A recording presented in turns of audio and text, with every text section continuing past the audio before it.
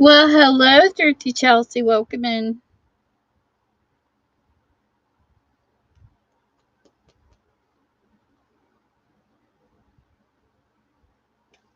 So this would be my books are out of order over here because they fell.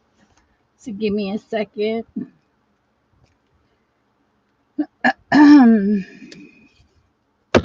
There's one. Gotta figure out what order they go in. I'm having one of those days.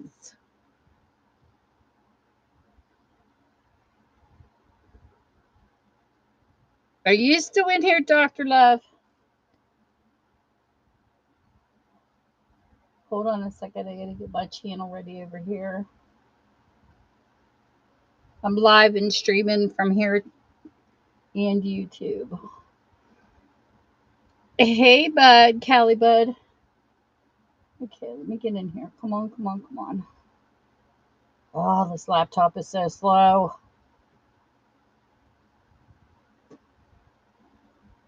Why isn't it refreshing?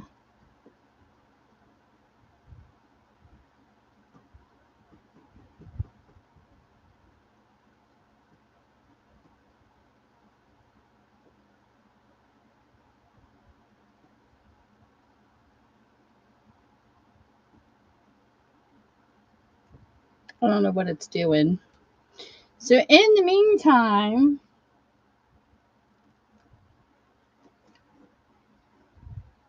unavailable offline. What? I'm not offline. I'm online. Anyways, so we are going to hit the romance category first. So you can come in here and fall asleep because I don't do like sudden deaths or anything. I'm a slow seller. Okay. So we're going to start first with The Italian Count's Defiant Bride by Catherine George. This is what the book looks like. It's actually Harlequin Presents from 2009. This is my little cheat sheet. And this is what the book's about. Wedded and bedded by the Mediterranean Count, Francesco di Luca, doesn't like being made full of. When his bride fled the marriage bed, he vowed he'd pay the debt she owed him their wedding night. But Alicia Cross is no longer the trembling, naive innocent he married, and she won't be pushed around by the masterful Count. His runaway bride is proving to be more of a challenge than he anticipated until he discovers she's still a virgin. The wedding night Francesco wanted for is for the taking. Let me see if this will work. Come on. Whatnot's been glitching terribly. Hey, sweet vicious. Welcome in. Here we go. I need to get myself loaded over here. And hey, my YouTube fellas and gals. Hopefully, I'll catch you when you come in my live. I hope, I hope. Oops. This should be muted.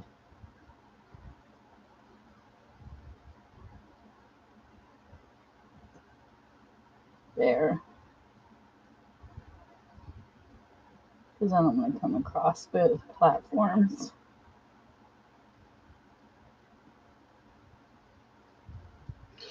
Okay.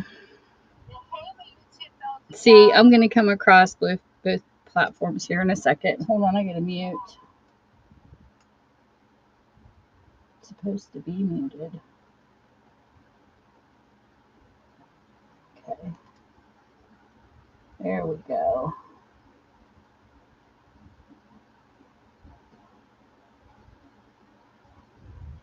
We got to get another computer here.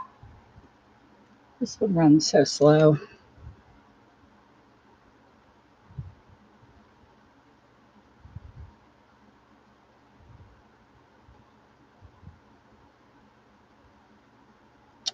Okay. So the next book I have is another romance.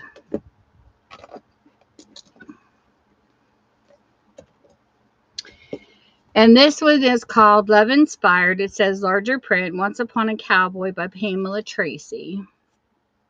It's got a little bit of rating in the book, but it's not too bad, from 2011. Cowboy Homecoming. A bull riding injury has sent Joel McCready crashing literally into his tiny Iowa hometown, but the last thing the prodigal son wants is to stay. On top of a bruised head and ego, he has relationships to men and a reputation to clear. And then there's lovely Beth Armstrong, his nephew's teacher, who's willing to give him all the lessons in family and forgiveness. But Joel isn't the dutiful family first man Beth deserves, or is he? Suddenly, instead of wrangling bulls, he's helping with homework, and instead of craving his next win, he's determined to be his best once in a lifetime love. So there we have a love-inspired, heartwarming romance. Well, thank you, Charles. I'm so glad you get to come through. I wish I had a mod that would stay. Keep me company. People are in and out like a revolving door around here. Hey, Nancy. Oh, do you want a mod? I'll make you a mod, Cheryl. But you don't have to feel like you have to stay. Well, why won't it let me mod you? Well, it's not giving me that option. Hey, Ethan Pip. That's weird. They've been making so many changes lately. I can't keep up with them all. Seriously. Oh, okay. Well, thanks for stopping. But for some reason it doesn't have mod anymore.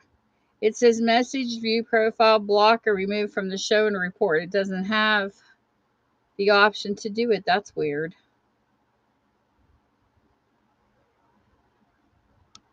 Hey, Saban. Welcome, welcome. So the next book we have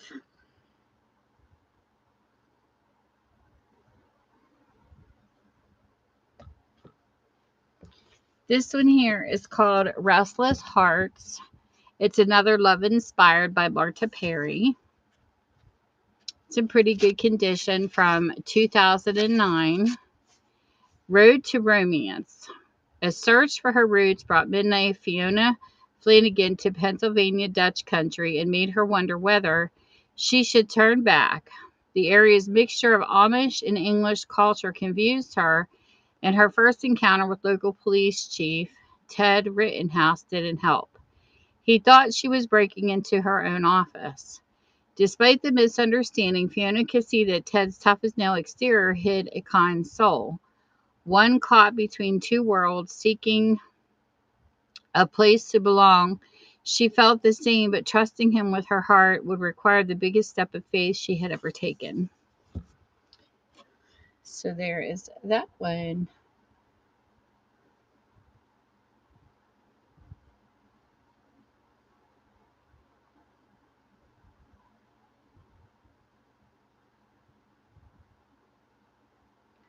Don't understand why it doesn't give the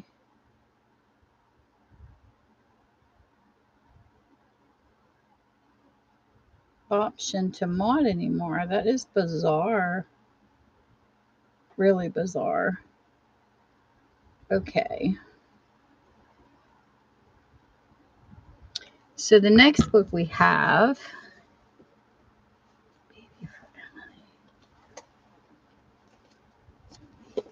this one here is called A Baby for Emily by Gina Gray.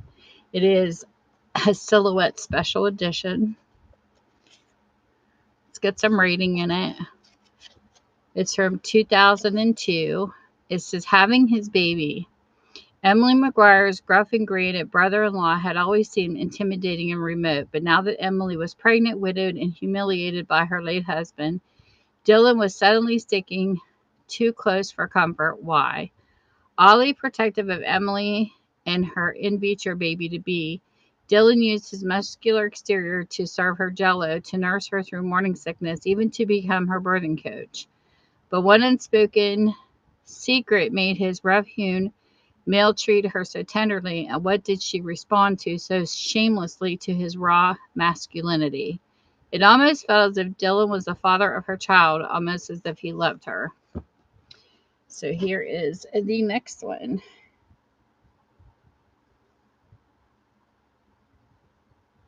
And hey, Lissery.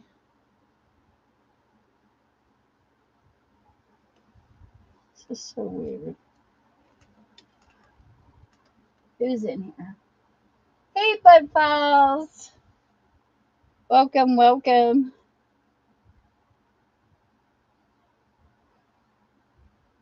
I'm glad you got to stop by. Hey, Endo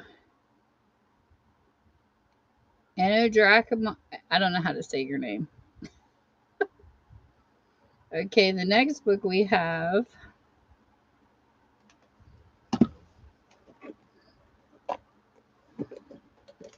This is called Silver Threads. It's a Harlequin intrigue by Rebecca Flanders. It's got some writing in the front. It's from 1984. Amanda risked everything to see Craig just one last time. Brandy and orange juice, hot chocolate and vanilla ice cream, beer and fried seafood. Missing pieces of the past that were a puzzle of a woman named Laura Collins. Craig Braden had been reliving the nightmare of that sunshine-filled Florida morning when Laura disappeared, hoping to locate her again. He had long since returned to his home in Washington State, but had never given up his dreams about the woman he had loved. Then on a ski vacation, he met Amanda Donovan. Their attraction to each other was electrifying, and for some reason, the pieces of the puzzle began to fall into place. So there's the book. I'd like people to see, if you ever want to see any of my previous videos and shows of the state that the books are in, go over and watch my YouTube, and it should have my books on it, as I like people to see the state that they're getting the books in before they do.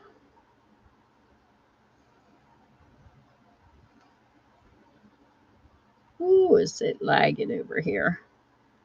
Okay, so the next book we have, this one's called, it's a regular Harlequin romance called Beneath Womerah Skies by Carrie Allen. It's in pretty good condition for being 1988. Mallory said goodbye to the glamorous life. Being an international model had lost its appeal. She wanted only to go home to Avalon, the family farm in Australia.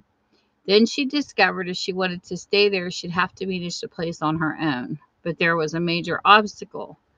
Brent Dalton, the insolent representative of the corporation who owned the farm, he refused her application on the grounds that as a woman, she was not capable of real management responsibility. His arrogant assumption made Mallory furious, but she was certain she could change his mind.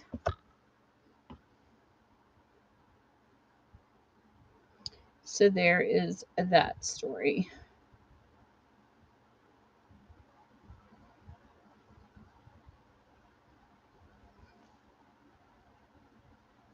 I hope you had a good week, Bud Files. Everything is in my show notes if anybody's interested.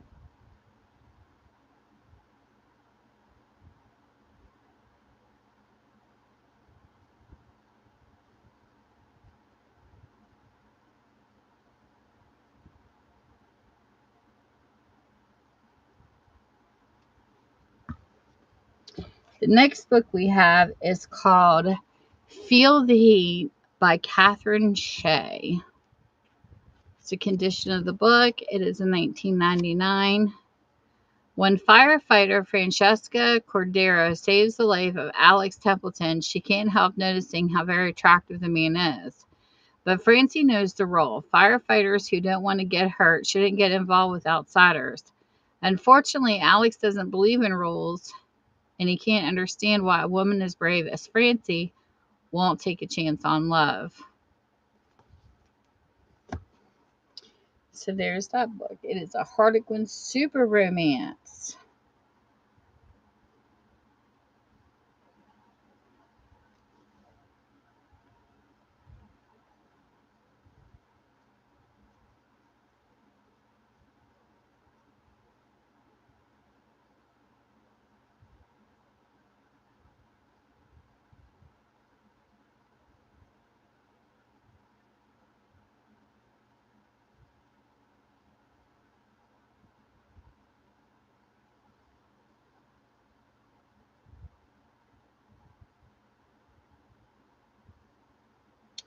The next book we have,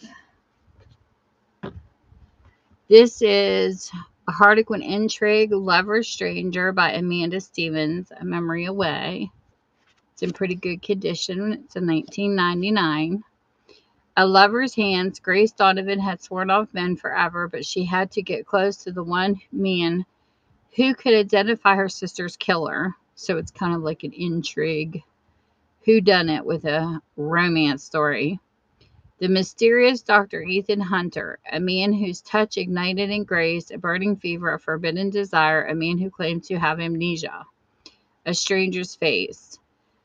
Attacked and left for dead, Ethan awoke to no memory and a strange face in the mirror. All that seemed familiar was the sweet taste of Grace's lips. Something in Ethan urged him to protect Grace from the killer she sought.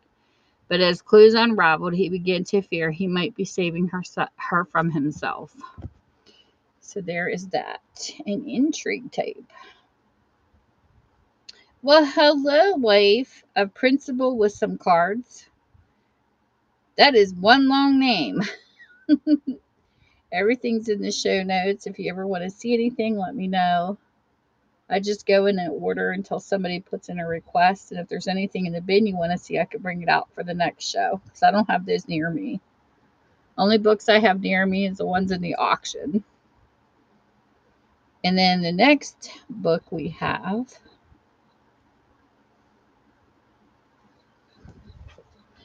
is another Harlequin super romance. Or no, this is the next book. That's the last one for this set. A Hard Bargain by Carol Halston. This is a Silhouette Special Edition. Definitely aged and loved. It's a little bit of rating. It's from 1984. A hard bargain. Adam Craddock was out to buy what Whitney Baines wanted to sell, a valuable piece of Alabama beachfront. But that was only the beginning of their dealings, because once Adam saw Whitney, he wanted her every bit as much as he wanted the land. They were two strong people used to having their own way, and even in the end, it was impossible to tell who had driven the hardest bargain, the man who had claimed the woman he loved or the woman who had won his reluctant heart. So we will post this one. Well, welcome in. Hello, Amaligal and Mom Bally. If there's anything you're interested in, please feel free to let me know. Everything's in my show notes. Hey, Bones. Welcome in.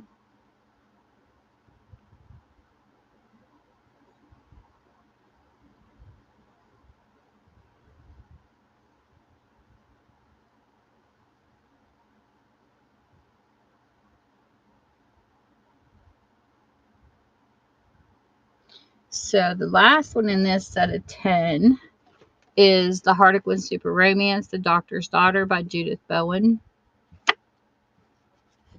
It is 1999. Virginia Lake left town more than a decade ago after a memorable night with a man her parents forbade her to see. Lucas Yellowfly, they said, was a troublemaker off limits. Half Native American and from the wrong side of town, he wasn't good enough for Dr. and Mrs. Lake, but now everything's changed. Now Lucas is a successful lawyer in glory, practically a pillar of society. And now Virginia's back, a single mother with a 5-year-old son. She's looking for a job, and Lucas finds what he needs, someone with exactly her qualifications, because he always been half in love with the doctor's daughter. He's finally got the chance to convince her that this man from glory will make a good husband and a good father. Her reasons for marrying him might have more to do with need than with love, but things can change. Who knows what better who knows that better than Lucas Yellowfly? So there is this one.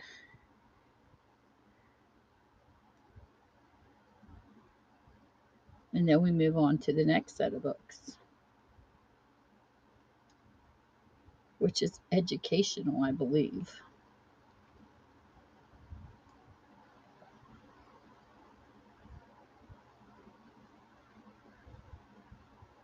I got lots and lots of books.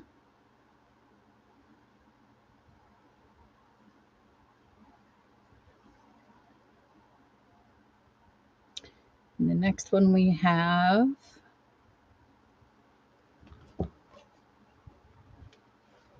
this one here is funny. I think I didn't know whether to put this under educational or humor. A Traffic Court How to Win by James Glass, attorney at law.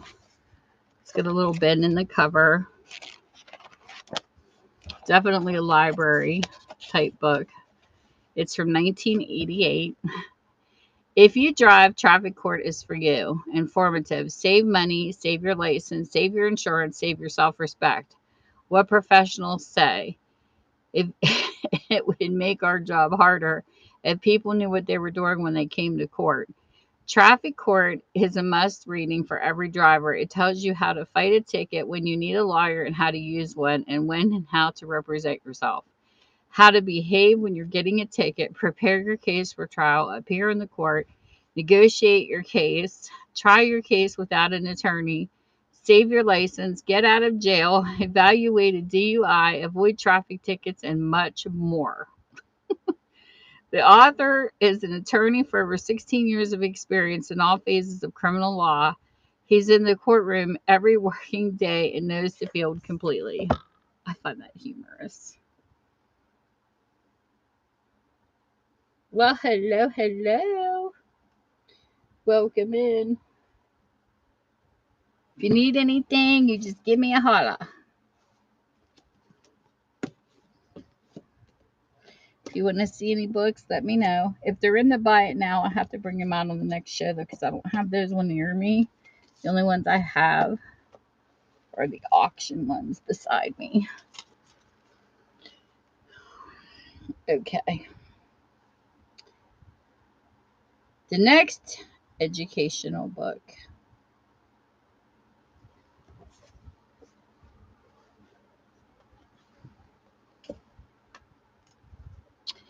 This one here is called The Late Great Planet Earth by Hal Lindsey with C.C. Carlson. The condition of the book. This is from 1971. For 71, this is interesting. Where is mankind headed? In an effort to satisfy man's age-old curiosity about the future, modern-day prophets and astrologers are enjoying the greatest revival since the ancient days of Babylon. In the midst of many prophetic voices clamoring to be heard, there are authentic voices which have been overlooked by modern sophisticated man. The voices of the ancient seers of Israel, the Hebrew prophets. 3 millenniums of history are strewn with evidence of their prophetic marksmanship, and to ignore their incredible predictions of man's destiny and the events of which they are soon to affect this planet will be perhaps the greatest folly of this generation. Sounds interesting. Hey, Stace. Welcome, welcome.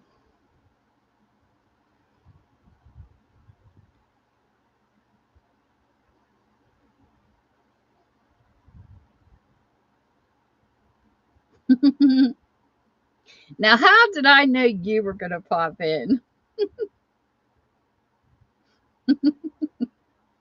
You're hysterical. You are very amusing. Okay, let's see here. If you know anybody that's about to have a baby or you're going to a baby shower, here is a cute book. It's called The Happiest Baby on the Block by Harvey Karp, MD. It's a cute baby book with cute illustrations. It's from 2003, and it is Never again will you have to stand by helplessly while your little baby cries and cries. There is a way to calm your crying baby in minutes. I think the Office Funko could use this book. He just had a little baby.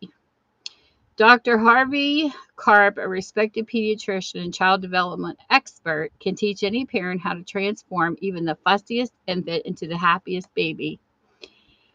And nannies will be able to soothe their babies crying and increase their sleep. His highly successful method is based on 4 revolutionary concepts. 1, the 4th trimester. How to recreate the womb-like atmosphere your newborn baby still yearns for outside the womb. 2, the calming reflex, an off switch all babies are born with, which quickly soothes fussing and crying. 5, the S5 easy methods to turn your baby's amazing calming reflex. 4, the cuddle cure, how to combine the 5 S's to calm your baby, even colicky babies. So there you go, babies. We will see about that. I don't know why Whatnot removed making people moderators.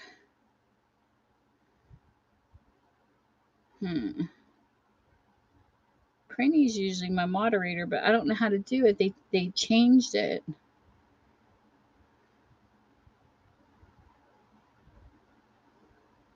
Because it won't let me. Let me see if I go to. It won't even let me do it through a profile. Don't know. They keep changing things, and it's like, oh, I wish they would just not fix what's not broken.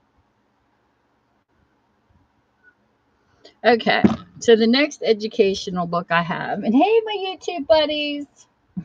So far, Bud's been in. Okay. Let's see here. Don't Sweat the Small Guide for Weddings by Richard Carlson, PhD. This is a cute little handbook. It is from 2002. With all the things to plan and do before one's wedding, the fun and excitement often gets lost in the shuffle. The Don't Sweat the Guide for Weddings shows couples how to enjoy their upcoming big day more and sweat it less, including essays on such topics as learn to say yes, the name change, keep simplicity in mind, don't trade away your future, conquer wedding night jitters, and many more. This book provides readers with creative and life-changing strategies that will make a big day much less tense and more happy. So there you go. Don't sweat the small stuff. Hey, Annie Zero. Welcome, welcome.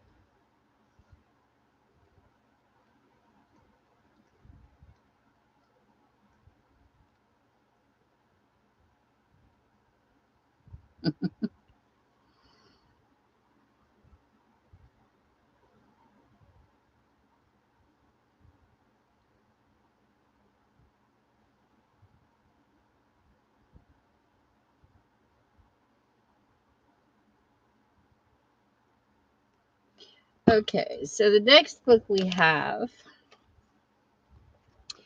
this one is called Natural Healthy First Foods for Baby, the best nutrition for the first year and beyond. This is from 2008. It is by Jacqueline Rubin. Give your baby nature's best food. How and what you feed your baby today will impact baby's health for a lifetime. Natural Healthy First Foods for Baby is this informative, innovative, and easy to use guide that shows you how to prepare wholesome homemade baby foods.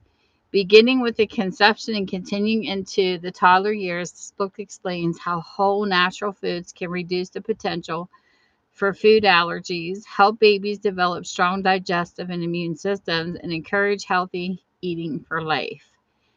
With recommendations that are parent tested and physician approved, this book also includes more than 180 delicious and easy to prepare recipes, cereals, vegetables, fruits, meats, and dairy, some for the whole family, when and how to introduce solids, feeding schedules, and healthy menu ideas for the first 18 months, nutrition information for optimal brain development, hints and tips for food shopping, preparation and storage guidelines to minimize time, mess, and expense.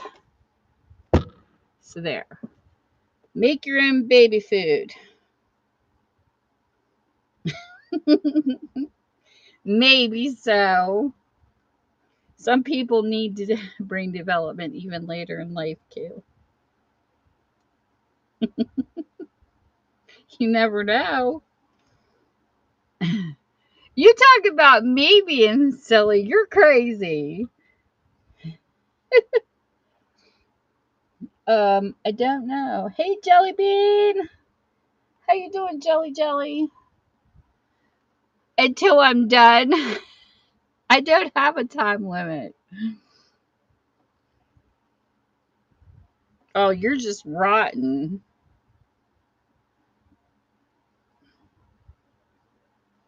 You're clear across the continent, but you're funny.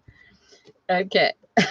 Next book we have, this book is actually really interesting. Some of these books, if they don't sell, I think I'm going to set them aside and read them. I'm kind of interested in this one because I did my DNA here not too long ago, and I actually am German, Irish, and British, and many more. So I call myself a mutt. But this book is actually German based.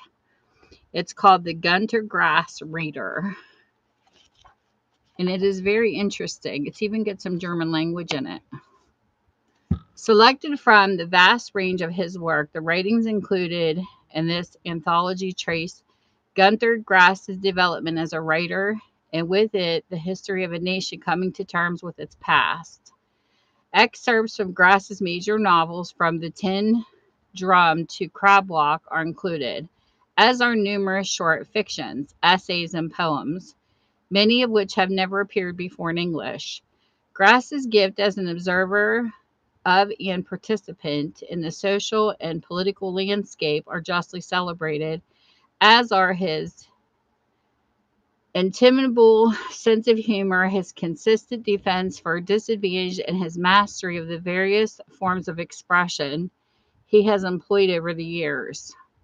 For readers in search of an introduction to his work, for those familiar primarily with his novels, this diverse collection offers a fresh, stimulating introduction to one of the world's greatest living writers. Born in Danzig in 1927 is where he was from, and he has a Nobel Prize for Literature in 1999. Pretty smart dude.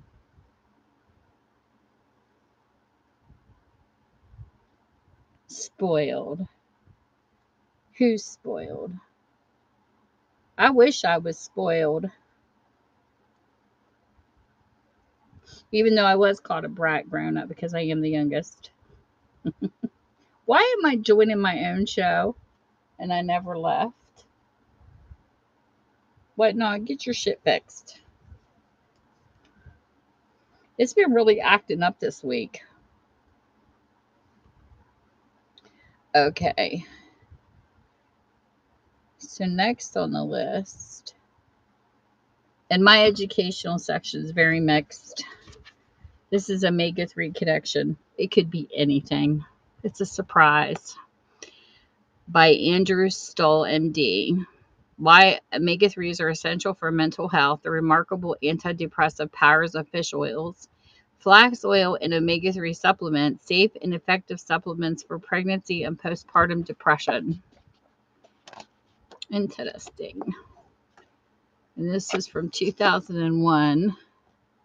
For years, scientists have searched for a treatment to relieve the pain of depression and other mood disorders, one that's safe enough for nursing mothers, children, and the elderly without the side effects associated with medicines like Prozac, Zoloft, and lithium. Thanks to Dr. Andrew Stoll's groundbreaking research, that search may well be over. Stoll found that omega-3 fatty acids have already known for their importance in preventing heart disease, Crohn's disease, rheumatoid arthritis, and cancer, also play a crucial role in mental health.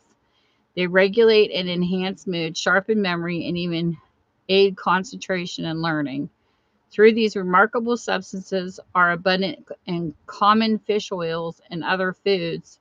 The average Western diet includes far too few of the most common sources. Fortunately, our deficient diets and attendant depression can be reversed.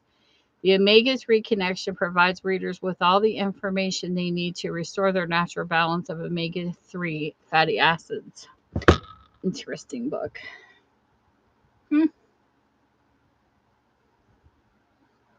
Welcome in. Mrs. Crabtree. There was a teacher we had here called Mrs. Crabtree. Hey, Splashed and Kicks. I don't know. I just have a bunch.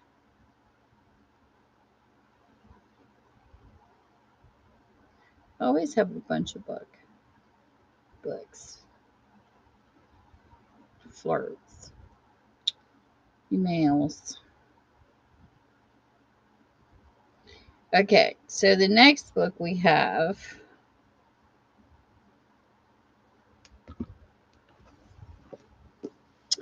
is autobiography type books, which I put in educational because I believe we can learn from people's lives.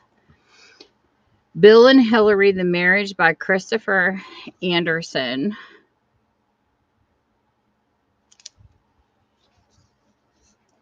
It's a little bent, 1999, but it has a little bend to it.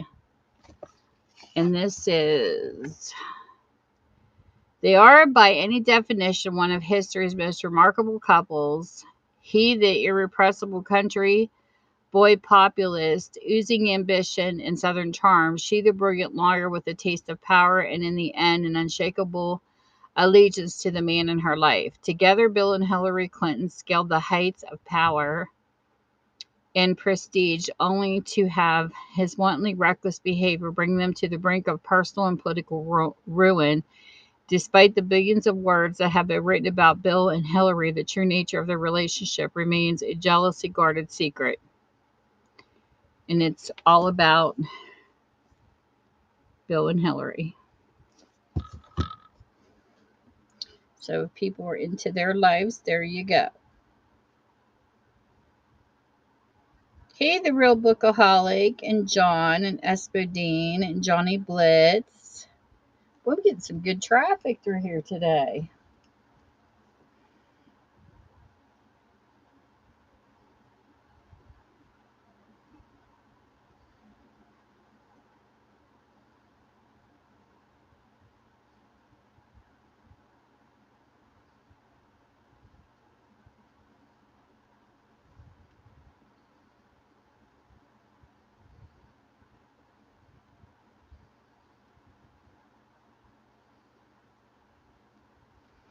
Okay. And the next book we have, this is called The Case Against Lawyers by Catherine Cryer.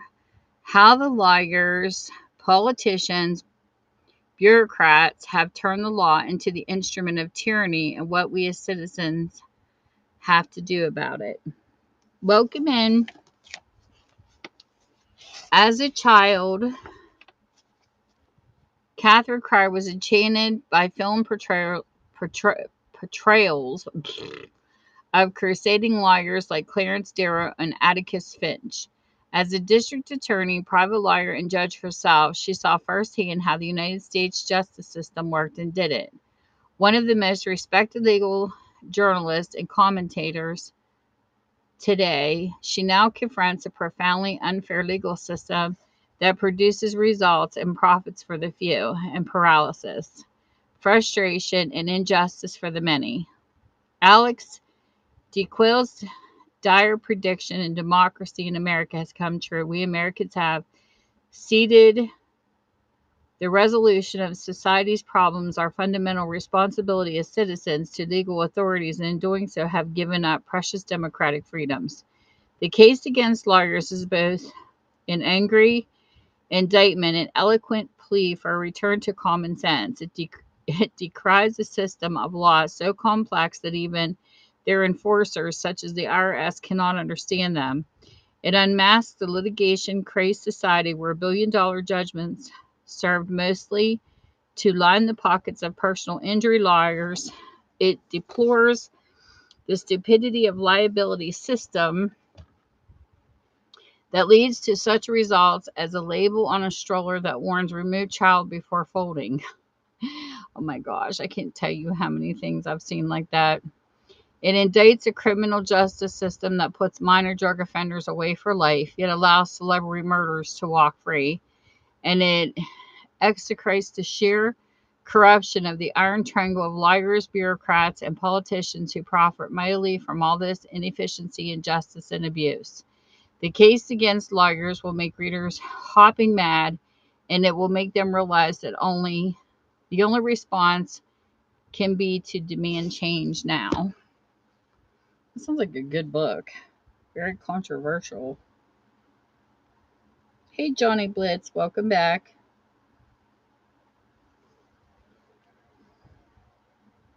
And hey, Thrifty Chelsea.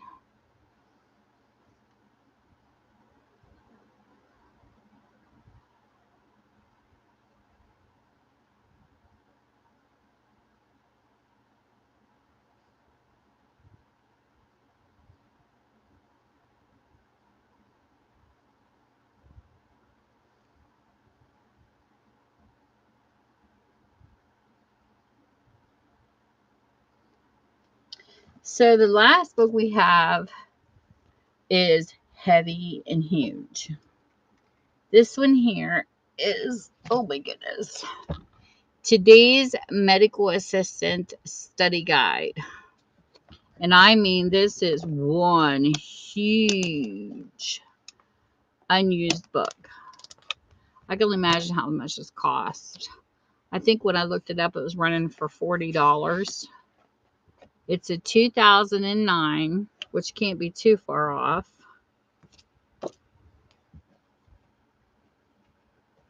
Oop, it had a little bit of dirt on it, but I wiped it off. But this is one big medical book. For persons going in medical, there's your study guide. Hey, Caden. Hey, like to trip, like to rip. Oh my gosh, these IDs are hysterical over here. And this will be the end of my educational books over here.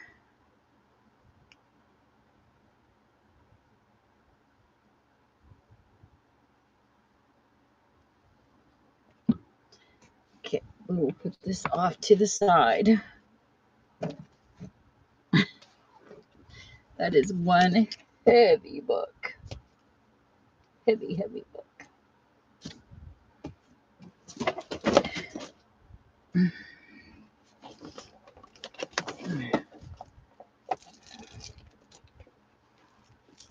Hello, hello, welcome in.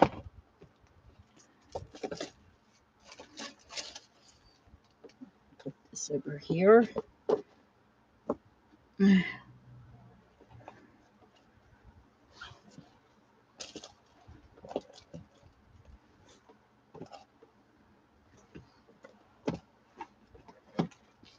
Come on, books. Oh, what the pile. Well, hello, hello.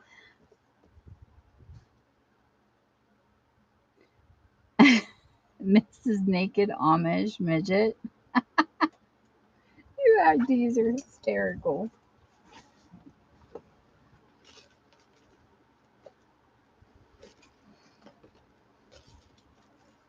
Okay.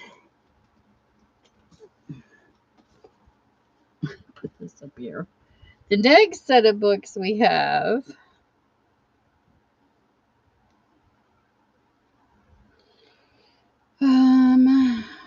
past the medical. We are going into action suspense. This was actually a movie. It's called Be Cool by Elmore Leonard. It's got a little bit of discoloration from 2005. After one triumph and one flop, Mafia loan shark turned Hollywood producer Chili Palmer lasting and Get Shorty is desperate for another hit. One of the celluloid sort, and when a similarly relocated former mob associate takes a hit of the bullet in the brain variety, while their power lunching, Chili begins to see all kinds of story possibilities. The whacked recording company Mogul's midday demise is leading Chili into the twisted world of rock stars, pop divas, and hip-hop gangsters, which is a rife with drama, jealousy, betrayal, and all the stuff that makes big box office.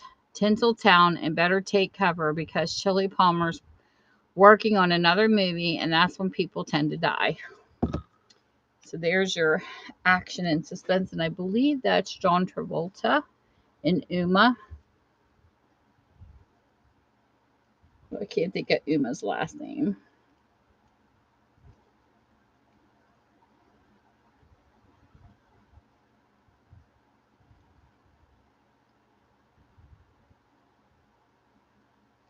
I didn't even share my own show out today. I'm slacking.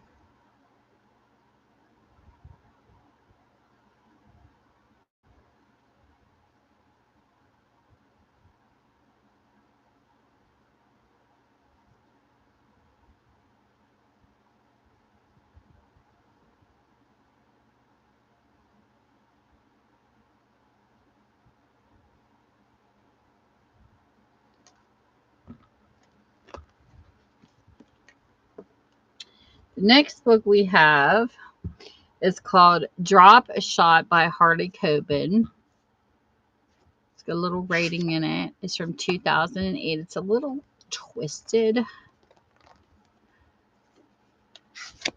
And this is: the young woman was shot dead in cold blood, dropped outside the stadium in front of a stand selling Moet for $7.50 a glass. Once her tennis career had skyrocketed, now at the height of the U.S. Open, the headlines were being made by another jump young player from the wrong side of the tracks. When sports agent Myron Bolitar investigates the killing, he uncovers a connection between two players and a 6-year-old murder at an exclusive mainline club. Suddenly, Myron is in over his head, and with a dirty U.S. senator, a jealous mother, and a mob all drawn into the case, he finds himself playing the most dangerous game of all, up against the killer and the truth. So that is the next book. Hey, Lux Collection.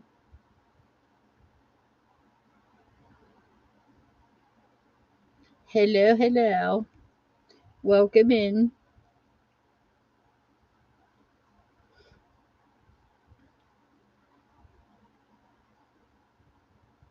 The only Lux I have is a Michael Kors hipster fanny pack. Hey, Lilac 80. Brand new, still with the tag in it. It's the only thing I have in my fashion section. Okay, next we have Point of Contact, which is a Tom Clancy book, and I actually like Tom Clancy books. They're pretty good. This is from 2017. Intelligence work is all about secrets, and the deadliest one of all can be seen right next to Jack Ryan Jr. in this impulse pounding adventure in the New York Number Times best-selling thriller series. I love this series. It's all different stories in different books. This one is a former U.S. Senator and defense contractor needs someone to look over the books for Defiant Technologies, a Singapore company. Quickly, he turns to Jack Ryan Jr. and Paul Brown, two employees at one of the best financial analysis firms in the country, which also happens to be the cover for the campus, a top-secret American intelligence agency. Brown has no idea that Jack works for the campus. Jack has no idea that the awkward accountant has been tasked with uploading a cyber warfare program into the highly secure Defiant Technologies mainframe on behalf of the CIA. On the verge of a mission success, Brown discovers a game within the game, and the people who now want to kill him are as deadly as a cyclone bearing down on the island nation. Together, Ryan and Brown race to escape both dangerous storm and a team of trained assassins in order to prevent a global catastrophe, even at the cost of their own lives. So that is the Clancy book. Hi, Lilac. Welcome, welcome.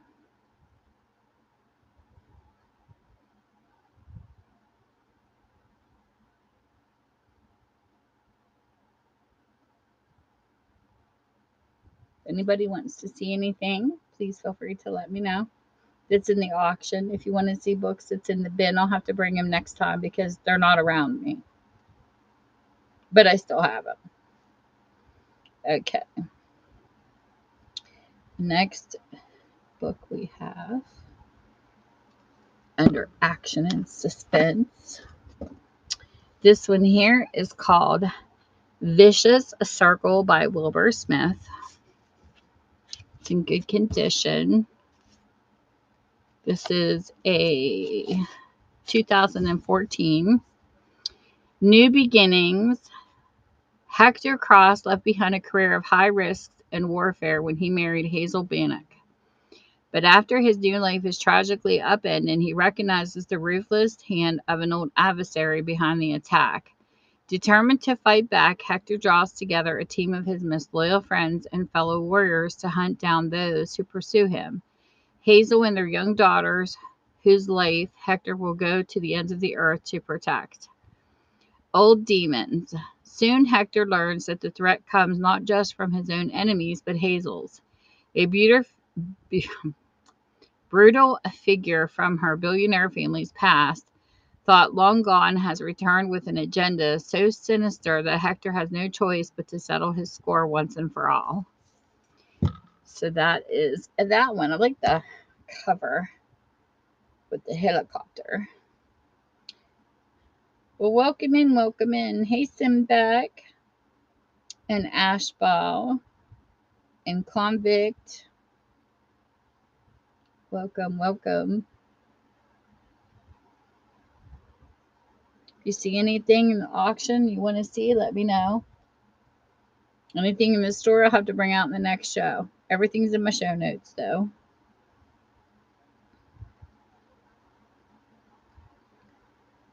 The only books I have around me is my auction books for now. And we are in the action and suspense set of books. So the next book is called Angel City by John Steele. This is part of the Angelus trilogy. I don't know where the other two books are, if I have them. I'm unboxing books still, so if it comes up, I'll put them together as a set. This is from 2013. Catherine Tyler, ex-escort, and Jay Harper, private detective, no longer remember each other. They no longer remember the cosmic battle they fought against Nephilim. In fact, the only memory of the events of their past takes the form of a child. Catherine's infant son, Mask, who has, unbeknown to anyone, stirred the interest of the same vengeful spirits.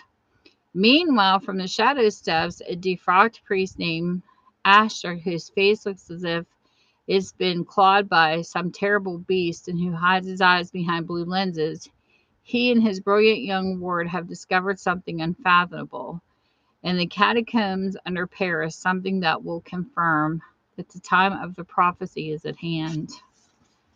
So there's that book. Well, hello. Welcome in Kay and Chris and Miss Colin and Jay.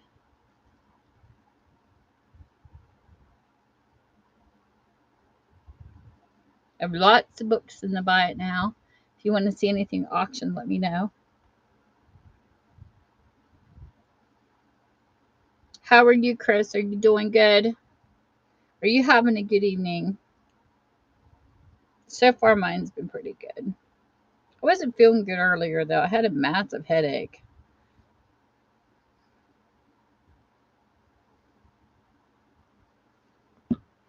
Okay, so my next book is This is Capital Offense by Kathleen Antrim.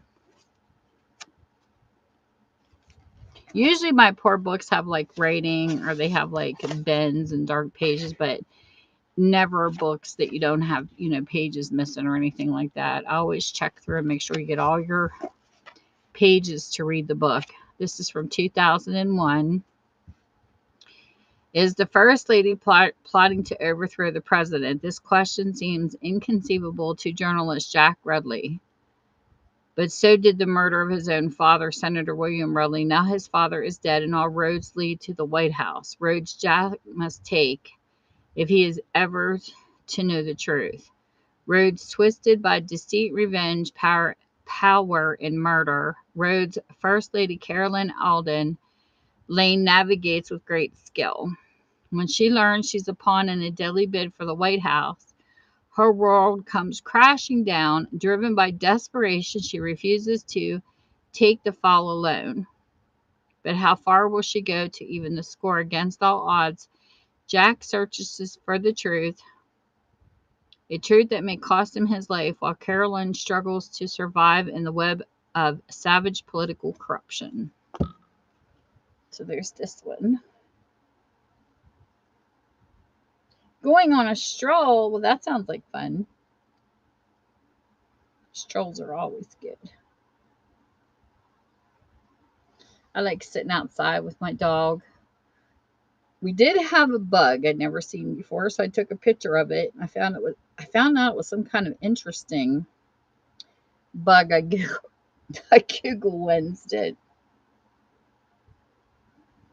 I mean, it was like almost the palm of my hand. It was so big. I forget what the name of it was, but it's got like speckles on it, and they say that it eats fruits or something in trees, and it leaves some kind of stickiness that draws bees and can cause mold. They're not good bugs, I guess.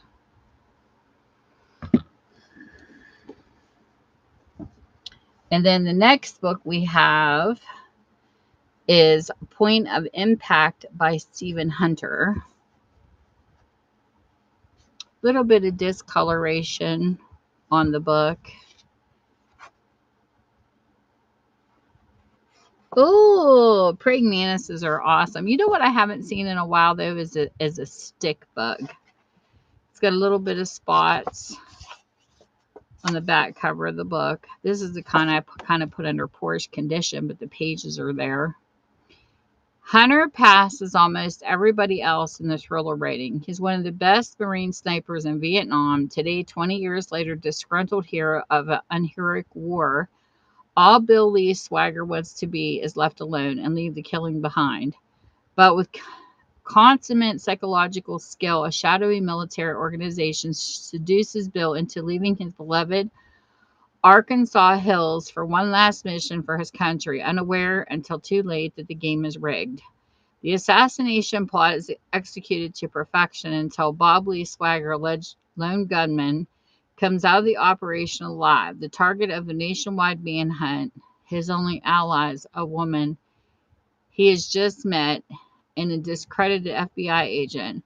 Now Bob Swagger's on the run, using his lethal skills once more, but this time to track down the men who set him up and to break a dark conspiracy aimed at the very heart of America. Sniper book. Snape, Snape, Snape. Yeah, it's like, hey, big man, they used to be real popular, and they literally do look like walking sticks. Sometimes it was really hard to tell them, but I haven't seen one in a really long time. And then I know they released earwigs. I called them pincher bugs, but they released them to take over something that was overpopulating or something. I don't know. They're always messing with, trying to keep things level, I guess. Hey, Johnny, but we got this new bug. I guess it's some kind of Asian bug.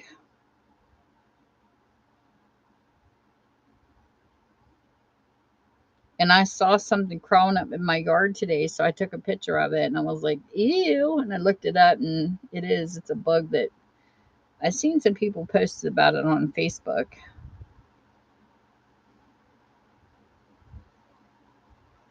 I can't think of what it's called off the top of my head.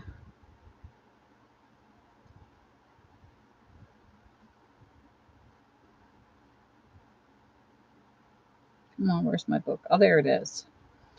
Okay, and then the next action and suspense book. I don't know. This could be kind of a young adult book too, but I put it in here anyways. It's a little bent up. It's called The Voice on the Radio by Carolyn B. Cooney. And it's from 1996. It says more than 25 million viewers were captivated by the TV movie adaptation from the nationwide bestseller, The Face on the Milk Carton. Reviewers praised The Face on the Milk Carton as it's a gripper you can't put down till you've gone through the whole trauma with Janie Johnson, from the first moment of horrified recognition to the thoroughly satisfied conclusion. Whatever happened to Janie? Readers left on the edge of their seats at the conclusion of The Face on the Milk Carton will race to get their hands on this equally gripping sequel. The power of love is wrenchingly illustrated throughout this provocative novel, which expresses multiple points of view with remarkable understanding. Now the story continues with the most eagerly anticipated companion of the year, The Voice on the Radio.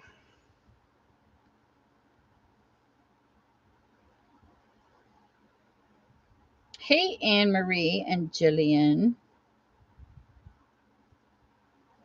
2? That's crazy. You only get to see 2? We used to see them in the woods all the time when we were kids, but they just kind of like, I don't know, they disappeared. They like blended. I wish I could think of the name of the. Hey, Arkham Knights. The beetle I saw earlier. It was weird looking. Let me see if I can find a picture to show you. Yes, here it is. Look. It was on my tree. And I mean, this thing it's big. Like, I didn't zoom in on it. It's big. And it come walking up through the yard. So when I looked it up, because I Google lensed it, because this is what it looks like even on my tree. I pulled it up just a little bit. But it said, let me see here.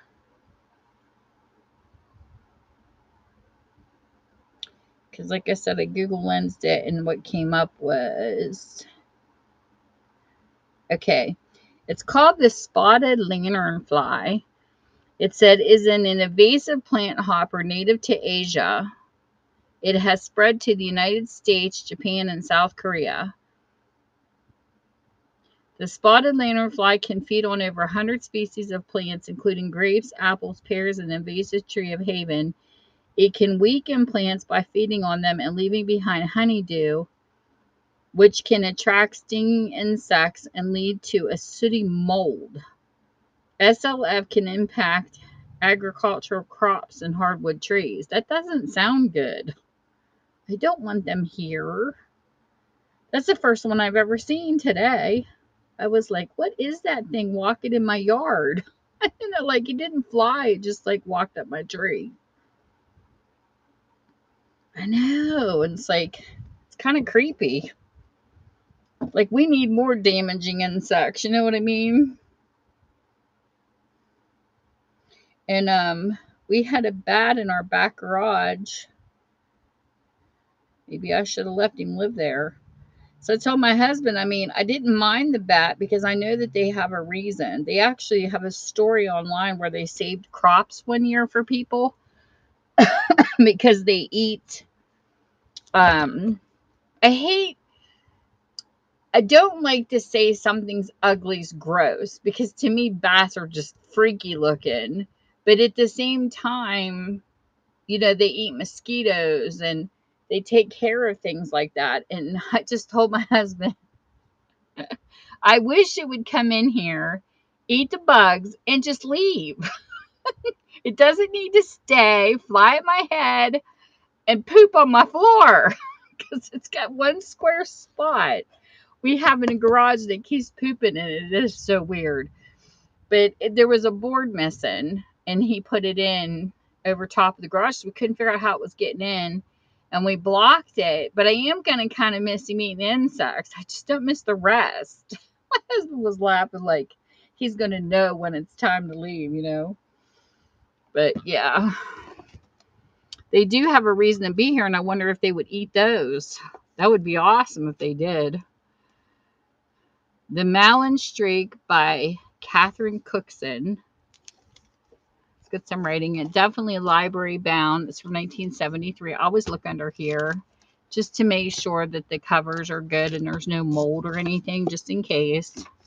It's in pretty good condition for that, except for some marks. Look like there might have been something here that was ripped out, like maybe the pocket for the library. Let's see. In 1851, the extravagant, high-living Malins faced financial ruin. A last-minute attempt to save the situation by arranging a wealthy marriage, Sir Thomas Malin's never-well son fails disastrously in circumstances that bring fresh scandal and disgrace upon the house. Tom Malin, deserted by his former friends, is forced to live in a small cottage with his nieces, Barbara and Constance Farrington, and their unusual governess, Anna Brigmore. Then into their lives comes the Radlett brothers, the frail, gentle Matthew, and the ruthless, ambitious Donald, who though he bears another man's name, is clearly identifiable by the Malin streak. This powerful and compulsively readable novel is the first of a trilogy. I didn't know that part. That will follow the lives of the Malins for 3 generations. Rich in characterization and dramatic narrative of life, it follows the underlying theme and the patterns of life, one set that cannot be changed. So I need to change this to, it's my little cheat sheet. Book 1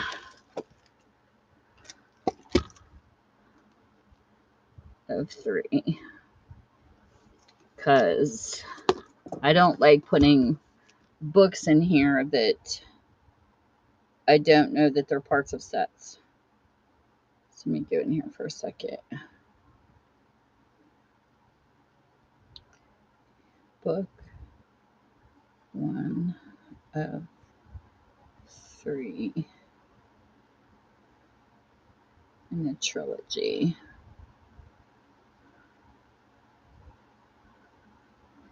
I'll publish this. And if anybody's interested, I'll run it. Yeah, they do. I believe that too. Hey, shots.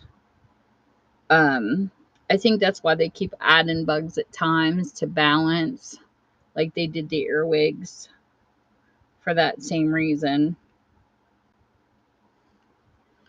is to keep everybody balanced.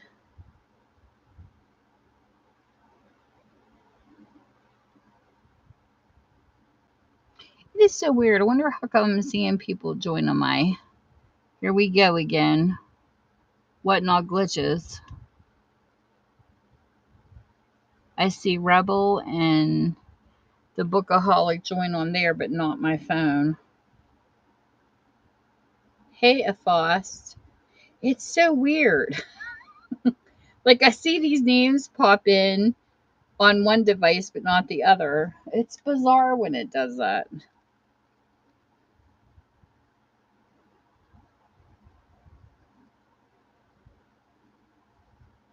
The next book and the last one of this particular set of action and suspense books. This one is called The Contaminant by Leonard Riffle. It's got a little bit of writing in it. It's from 1978. Looks like there might have been a pocket there too. There he is, the author. It's not too bad a shape for 1978. It's got a little bit of writing on it. And it says, what if it were revealed for many years American food supplies sent to Russia had been purposely tainted with carcinogens? Posing this terrifying question, scientist Leonard Riffle has written a spine-chilling novel that combines the suspense of 7 Days in May and the credibility of Failsafe and the "you are really there" feeling of tonight's television broadcast. This novel will and should haunt readers across the country long after they finished it. It raises a host of genuine and horrifying questions about the startling new possibility of biomedical warfare, about U.S. military preparedness, about our manner in which the civilian population would handle a real nuclear confrontation. This is weird how this was written in the 70s. Project M10 meant nothing to the Pentagon, to President Frederick Donnelly, or to Congress. Why then did it keep appearing at unlikely moments in the computer programs that Joint Chiefs of Staff Chairman Randolph Clayton insisted upon running for himself? When the answer is found, it is already too late. Millions upon millions of government dollars have been misappropriated and spent to contaminate American exports to Russia in aflatoxins, subtle and deadly chemical inducers of cancer. As rumors, truths, and half-truths begin to filter across the globe, President Donnelly faces a series of crises and decisions made all more complex by the fact that he will be leaving office in less than 3 months, and that C. Boyce Williamson, the president-elect, is awaiting in the wings. Soviet Premier Alex Kirov, whom Donnelly trusts, cannot be reached, and there is no good reason to suppose that the Russian military has used M10s as an excuse to seize control of the government. At home, panic is looting sweep the country while the alert level for atomic attack and counterattack accelerates ever closer to an unthinkable doomsday. So crazy. Some of these books, I'm telling you, written back in the day are just crazy to read them now. Okay, collectibles and Artie, welcome in. It's almost like they could foresee the future in some of these comments.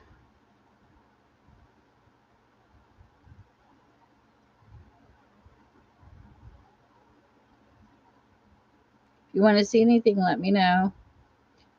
It's weird because it's almost like the computer stopped and my phone showing people joining now. It takes turns. It's just weird.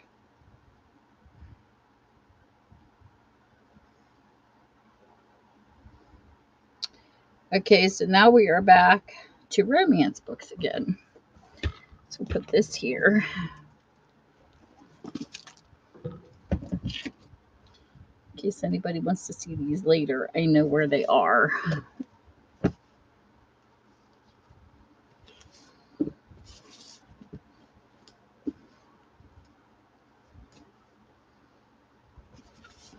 So the next book we have is A Harlequin Presents by Ann Mather. It's called The Baby Gambit. Kind of in fairish condition. It's from 1999. Would a lie keep them apart? And welcome in, if I miss anybody. Expecting sun and relaxation from her stay with a friend in Italy, Grace Horton actually found herself walking into an emotional minefield. Her friend was clearly set on marrying Matteo Di Falco. He was wealthy, gorgeous, and equally determined to see a lot more of Grace. Grace wondered what she would do to prevent her friend from getting hurt and stop herself from falling into Matteo's arms. Then some shocking news was revealed, which threatened to keep Matteo by her friend's side forever. So there is a romance book. Oof. Welcome, welcome in.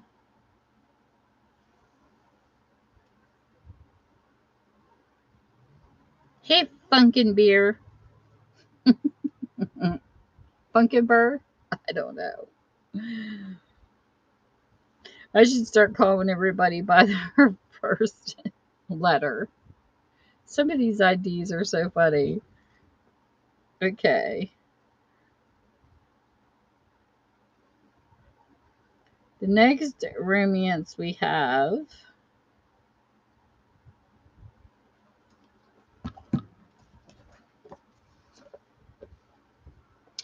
This one's called The Honey is Bitter by Violet Winspear by Harlequin Presents. And this is actually a really older book. It's like number 6. It's really hard to get the single digits in these books from 1973. Look how red that is. It's in good condition for its age, though. Dominique had married Paul Stefanos to save her family from disgrace and exposure. Now she fought against the warm feelings she had for her husband because of a bitter knowledge that he had tricked her and deceived her. When Barry Southern, her old love, reappeared in her life, serious complications were inevitable. Can't we be just friends? She asked. His mouth twisted savagely. You're asking a lot, aren't you, Dommy? He said. You're not the kind of girl man wants just for a friend. And it goes on from there. And that is that book. I don't know if anybody collects these or not, but it is cool that they do come numbered. Hey, Clay and Marcy or Marcia. I don't know how you pronounce your name. My sister-in-law's name is spelled Marcia, but we call her Marcy.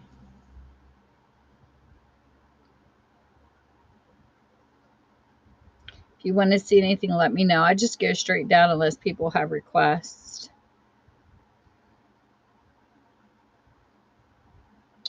And the next book we have, this one here is a Harlequin romance, just a regular one. An Answer from the Heart by Claudia Jameson. Book's in pretty decent condition for its age. 1995. The company takeover was really unsettling. Even worse to Maxine was the prospect of having Kurt Rayner as her new boss. She'd been quite content with things the way they were, so it was a shock to find the arrogant, dynamic Mr. Rayner had other ideas and expected her to be there whenever he whistled. However, Maxine wasn't about to resign just yet. Kurt had presented her with a challenge, and she was going to meet it. She never expected that it could change her whole life.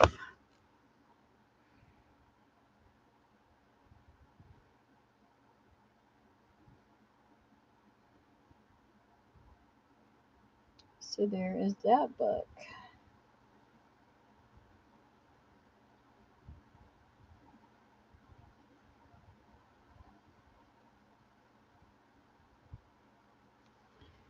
Welcome in, Ornery.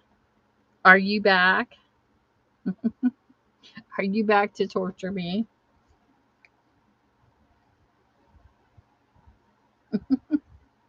So the next book we have, you always hit the romance books. What's up with that?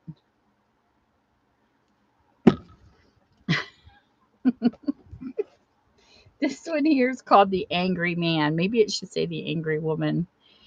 From Joyce Dingwell. What a name. Harlequin romance. definitely the older kind with the red edgings. It's from 1979, probably before you were born. Polly's heart was not really broken.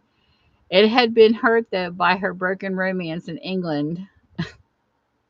Thorin Clements' offer of a job as companion to the lovely Serena Clements took Polly to the lush Australian valley, where the Clements brothers conducted agricultural research. But Polly couldn't make any sense of the Clements household. What was wrong with Serena? Why was she guarded? And until she knew Thorne's relationship with Serena, Polly dared not admit she was falling in love with him. So there is that one. Baby books. See, it's a hint. A wedding, a baby, and romance. See there?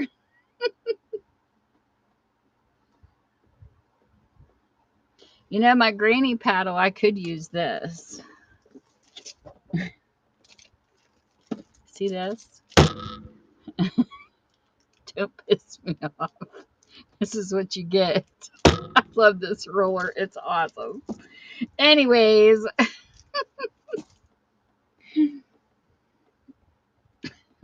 my YouTube people know about my granny paddle. Always got to smack those trolls. I'm telling you. And just whack them. Okay, next we have another romance book.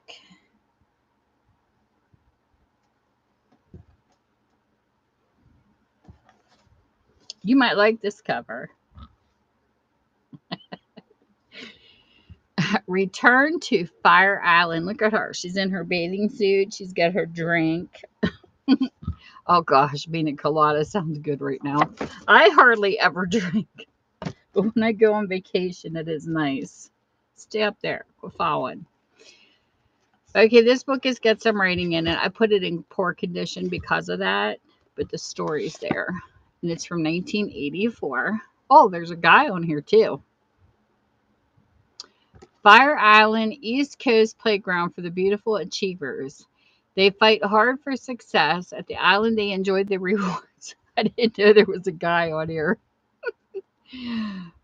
Fire Island and Pleasure Island, where the sun comes up on last night's love, where desires burns hotter than the summer sun, and the warm nights are drenched in the fevered search for excitement. Fire Island, where the hot crowd comes to live out their fantasies.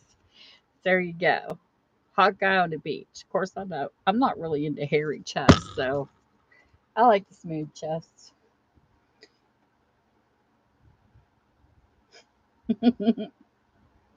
Who else come in here?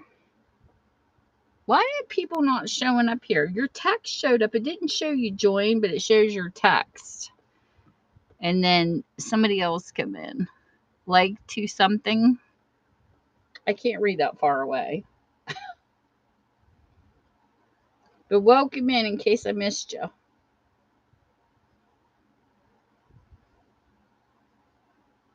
Get a hairy chest, Q. You know I got to torture you a little bit. Okay, so the next one is another romance. It's a love swept romance called Gorgeous. And it's by Tanya Wood. It's got a little writing in it, but it's good condition other than that. It's a 1991. The sexiest man in the world, Sam Christie, was impossibly handsome, irresistibly appealing, and fed up with women throwing themselves at him. Good guy. I like that. It was hard work being a sex symbol and an Olympic gold medalist, especially when he wanted to be adored just for being the potato farmer's son he was. Yeah, I like simple. When Marcy Rose Sullivan, his feisty neighbor, rescued him in an elevator, Sam was delighted. She was attracted to him and thrilled that she didn't recognize him. So what if she still got hysterical hiccups over her ex-fiance, the ball player? who wouldn't take no for an answer. Sam enjoyed the challenge, and this endearing gypsy rocked him with a desire like thunder after lightning. Marcy fell hard for the man whose long, deep kisses left her breathless.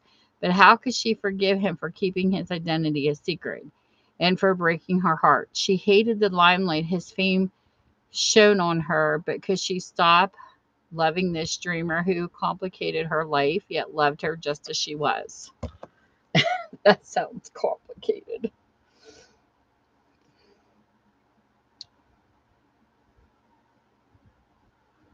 Kate and Cardone.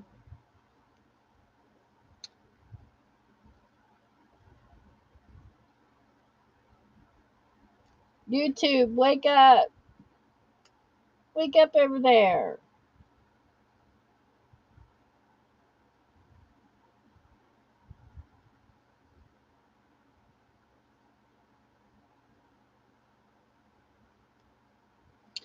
Okay, next we have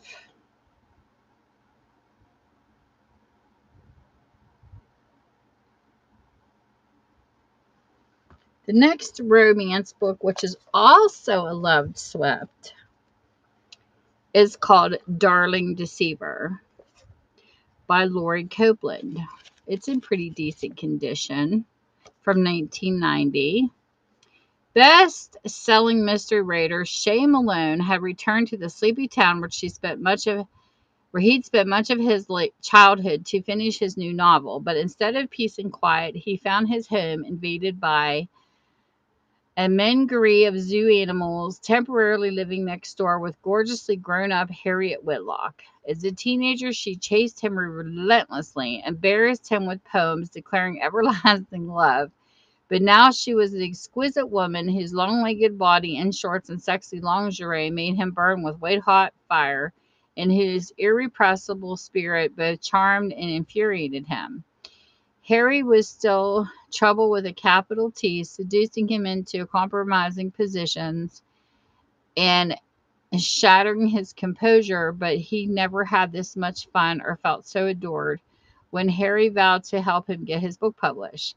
Not suspecting the success his pseudonym helped hide, Harry still wanted Shay with shameless abandon.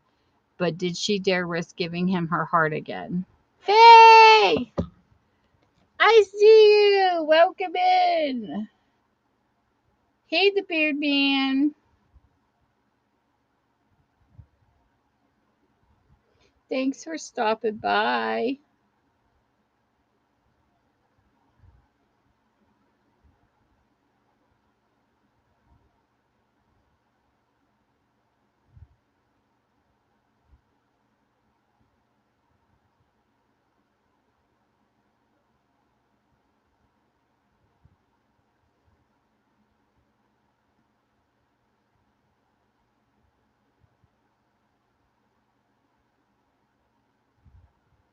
I'm glad you guys come visit me.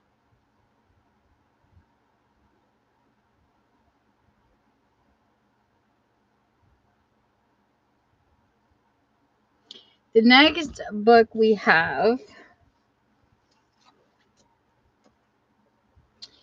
is called Rustled by B.J. Daniels. It's in pretty good condition. 2011. A Harlequin Intrigue. At his remote mountain retreat, Dawson Chisholm's peace is shattered by rustlers. To his surprise, the one he captures turns out to be a woman, and not just any woman, but a beautiful firebrand nicknamed Jinx. Although she swears she's an undercover investigator, she has no proof, and Dawson has no other choice but to hold her close.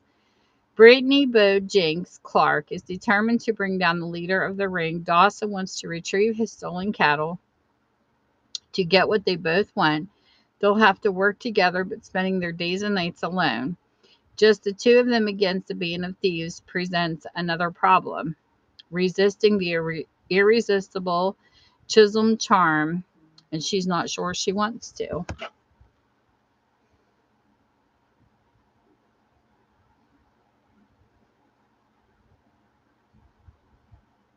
So we will let that room. Hey, Stobeth. Welcome, welcome.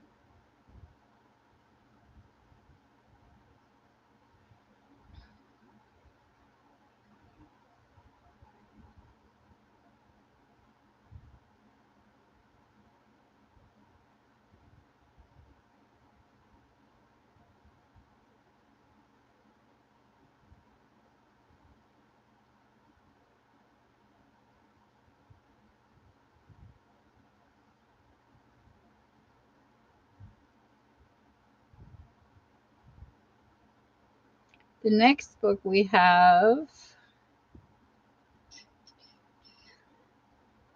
is called Rain Song. And this is actually a good book. Her husband was a famous rock singer. His death was a mystery. Now someone is trying to drive her mad. Whitney's. It's got some writing in it. It's 1984. Holly Sands has never gotten over her husband's death. Ricky had been a famous popular singer, and she wrote her best songs for him. Hollis cannot believe he took his own life. Perhaps it was something else, murder. At the Windtop in Cold Spring Harbor, Hollis finds sanctuary. She begins to put the pieces in place, but strange and frightening things keep happening. Voices sing the ring song she wrote for Ricky. Guitars play from nowhere. Instead of sanctuary, Windtop has become a trap. Hollis Sands is no coward. No matter what happens, she's determined to search out the truth, but she does not know how close to death she is.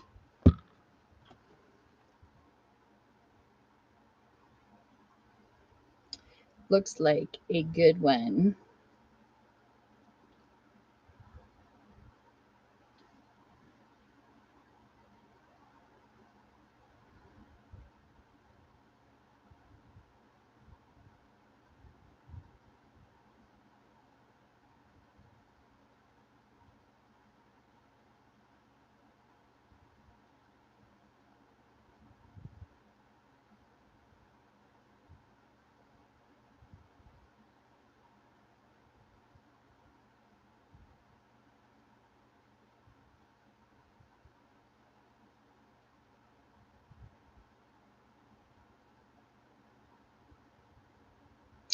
And the last romance in this particular set of books, this is an older one called Flood. I like this cover. By Robert Penn Warren, a romance of our time, and this was from 1964. It's pretty good condition. The jacket's a little rough, but it held up pretty well. This powerful novel begins with the coming of two men to a small Tennessee town in April 1960. Brad Tolliver, long absent native son and successful screenwriter, and Yasha Jones, famous director and stranger to the region. Their purpose is to create a great film about a town which will soon vanish. Already downstream is a massive dam behind which the waters will rise over Fiddlersburg. Above the town on a hill, which will become an island in a new lake, is the state prison. Calvin Fiddler is inside, having served 18 years of life sentence for murder. Across town, his wife Maggie, Brad Tolliver's sister, is serving her own self-imposed sentence to an empty life in the old Fiddler's house, to which the two filmmakers come, each bearing the heavy burden of his past. Much of the novel is concerned with the past, and the past drives the present action forward to crisis and illumination. Brad's history is tied to Fiddlersburg and to the scandalous event which destroyed his first marriage and suspended the lives of Calvin and Maggie Fiddler. To Yasha, the town is only provocative news item that fired his imagination and a chance to expiate an imagined crime, while the two men try to work out mutually agreeable way to approach their enterprise. They become involved in the last days of Fiddlersburg. So this is this book.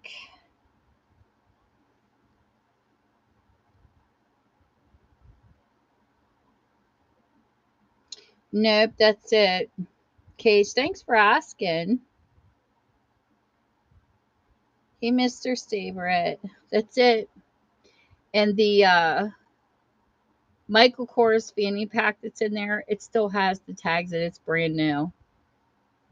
I had actually got it as a gift for my daughter, but it's like a small medium and it didn't fit her waistline. I mean, you could get an extension, but I had another person. I just let her choose out of three, so she picked another one. So, but it is a cute fanny pack though.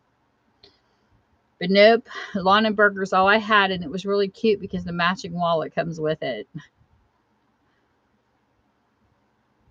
Do you want to see it?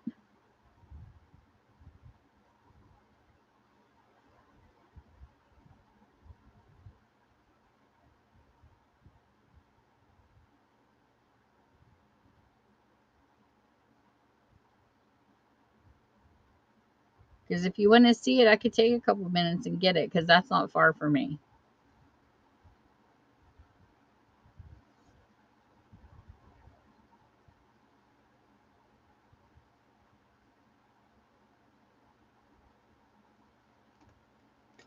Oh my goodness! Yay! Alicia's Corner, CDC. Welcome in.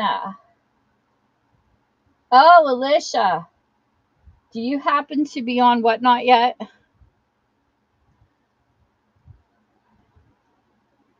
If you're still here, for some reason I'm lagging.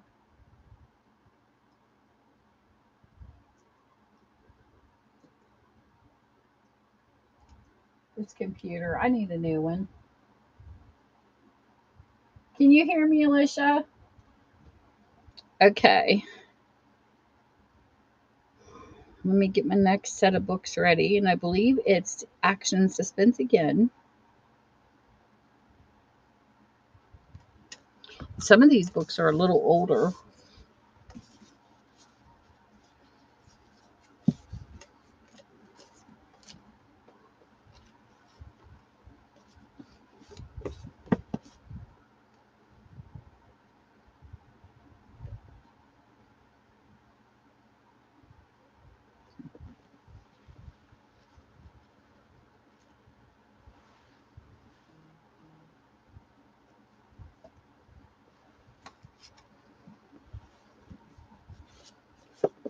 Yeah, these ones go here.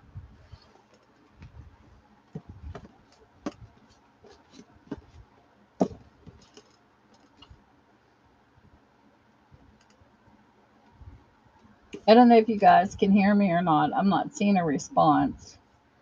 Okay, so the next book we have, this looks like an older book. Look how cool that roulette wheel is.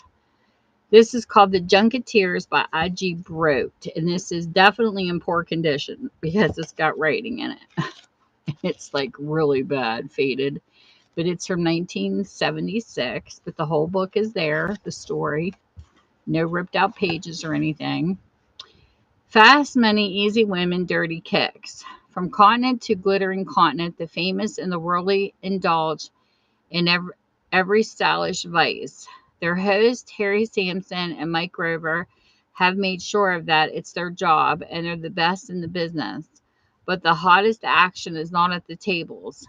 Gail Mike's lady knows all about that, and she's playing the most dangerous game in town as the rich and beautiful swing into play. Past lives explode, and Mike takes a chance to settle a score with pal Harry. Sexy, searing, and ruthless, says the Financial Times. So this is definitely an older book.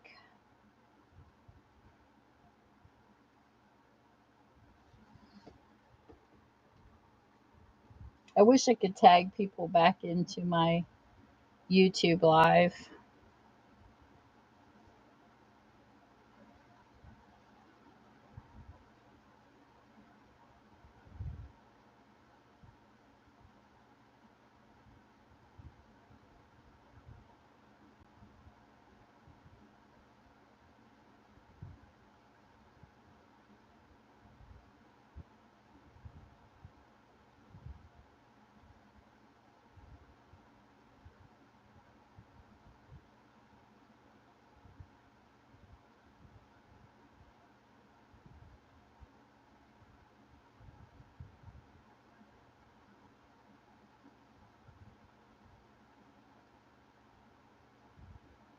Okay, so the next book we have under action and suspense.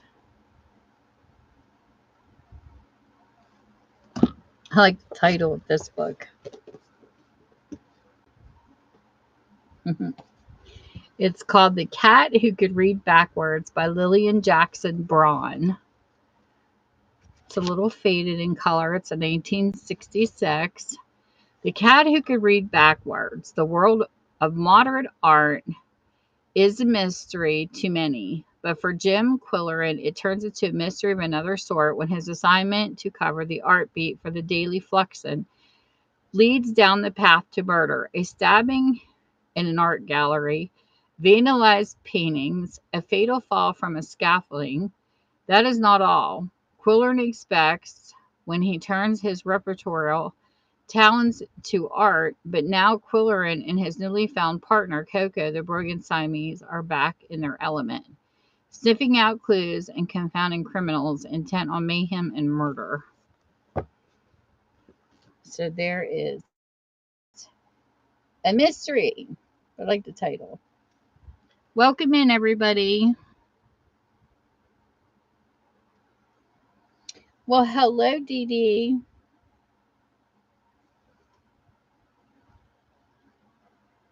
Welcome, welcome. And the other person that came in, Mrs. Saber, somebody. Like, that's weird. I can see her on my laptop, but not my phone. And then next we have the next one in action and suspense. This is an older book too. It is called Dark Over Arcadia by Anne Talmadge. You can definitely tell it's an older book. It's faded, 1971. Like I said, you will get the whole story. I make sure of that. House of False Love, Diana Latham, and welcome in everyone, came more than 1,000 miles to the Devereaux house to find her friend Lucy Devereaux struck down by a terrible accident, imprisoned in her bed by paralysis that denied her movement or even speech. But was it an accident or was it a horrible plot? Lucy's family seemed to accept the first, and then when Diana questioned other possibilities, they refused to listen. But the Devereaux family carried a dark curse, one that they could not keep hidden. Someone or something seemed determined to strike them down. Soon Diana was drawn into the maelstrom of building terror, and it seemed as though the only escape would be through death. You, those whodunit mystery type things. Hey, Lily. Lily Flaherty, that's a cute name. Every time I hear the name Lily, I think of flowers. Welcome, welcome, welcome. If there's anything you want to see, let me know in the auction. If it's in the buy it now, I'd have to bring it out later. I just go down unless somebody puts in a request.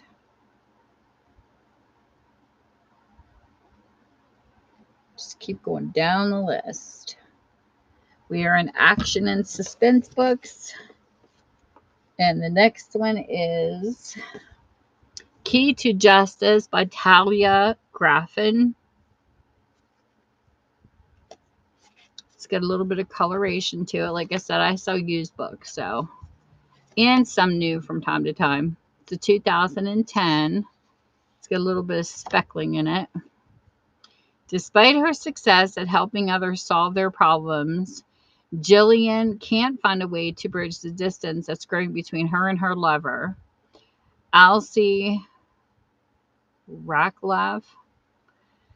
Though the vampire is completely devoted to her, a real commitment between them is something that both are reluctant to consider.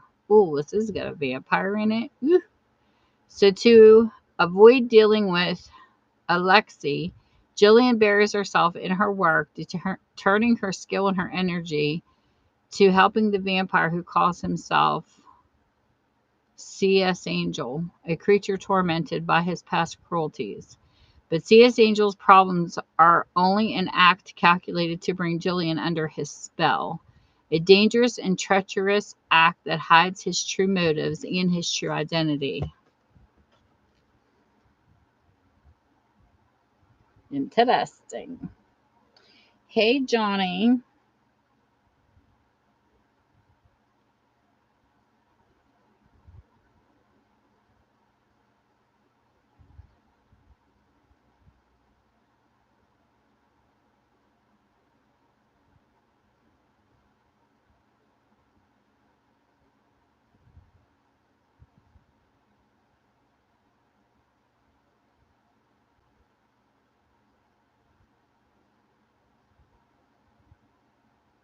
The next book we have in action and suspense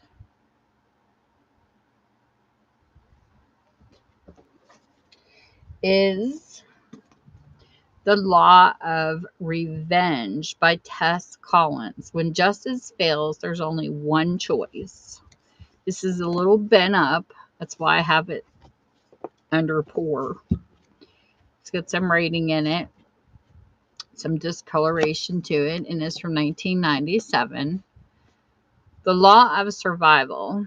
15 years ago, Alma Bashirs fled Contrary, Kentucky, severing her Appalachian roots to forget the memory of her brutal gang rape. Now she's a savvy attorney at a prestigious San Francisco law firm, but an urgent call from her estranged family has summoned her back to defend her kin, the law of blood. Alma's brother Vernon is charged with murdering a crafty, influential businessman, yet Alma soon discovers that the prosecutor is also the boy who was responsible for her rape. Oh my gosh. Now a white trash hollow girl is about to dispense a little county justice, the law of revenge. So there you go. Good book. Hey John, welcome back.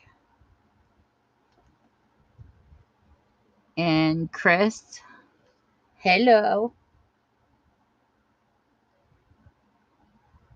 Sometimes I don't even know who's in here because the number count changes. And just when you think nobody's in here, somebody types. It's really weird. It does that on YouTube too, though.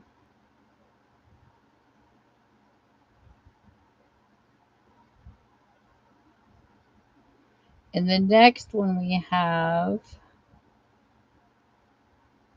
in our action and suspense part. I don't know if this is the movie I have upstairs or just because it's got the jackal in it, but there is a movie with jackal in it. The Day of the Jackal, a novel by Frederick Forsyth. Definitely an older one, 1971. It's in good shape though for a 71. A tall blonde Englishman with opaque gray eyes, a killer at the top of his grisly profession. A man unknown to the Secret Service in the world, an assassin with a contract to kill the world's most heavily guarded man.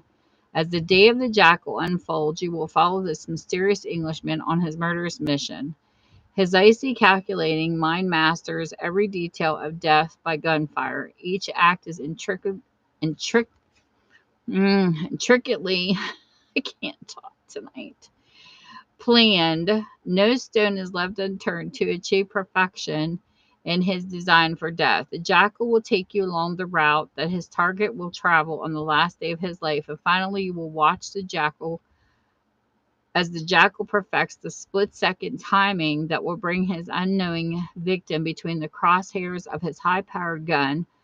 So plausible has Mr. Forsyth made his implausible villain, so excitingly does he lead him on his murderous mission against the impossible odds that even saintly readers will be hard put not to cheer this particular villain along his devious way.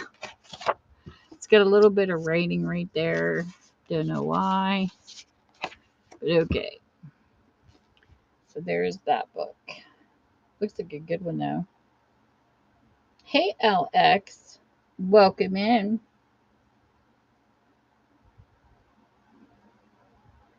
And anybody that follows, thank you so much for your follows tonight. I will follow you back when the show's over. I always go down my list to see who my new people are. I appreciate you. Hey, Trash to Cash Flips. That's a cute name. Very catchy. They always say somebody else's trash is somebody else's treasure. I believe it.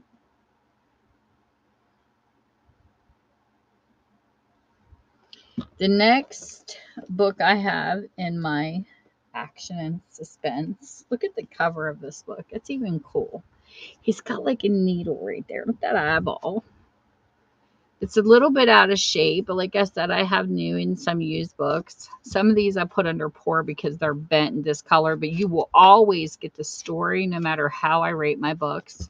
I make sure there's no pages missing. This is from 1999. Breeding ground. The bacteria was supposed to be treatable until a nurse dies from it. Horrifically traced to University Hospital, the infection is raging out of control. Dr. Earl Garnett tries to remain calm, but as more people fall gravely ill, including Garnett's own wife, he uncovers a shocking connection between the victims. Killing ground. Ooh, look at that eyeball even on the back of the book. Ooh. Throughout the community, panic and paranoia spread as widely as the outbreak itself, and the entire university hospital staff is quarantined. Yet the mastermind who created this deadly super-resistant strain may be someone they know, someone locked within the barricades. Now the sociopath is threatened to infect 50 more people, and that will be only the beginning. Wow. And this was written when? 1999, of what we've been through with COVID. Interesting. Just saying. No, keep it. It's cute. I like it. Trash to cash flows. It's got some good. It's got like a good. I don't know what you call it.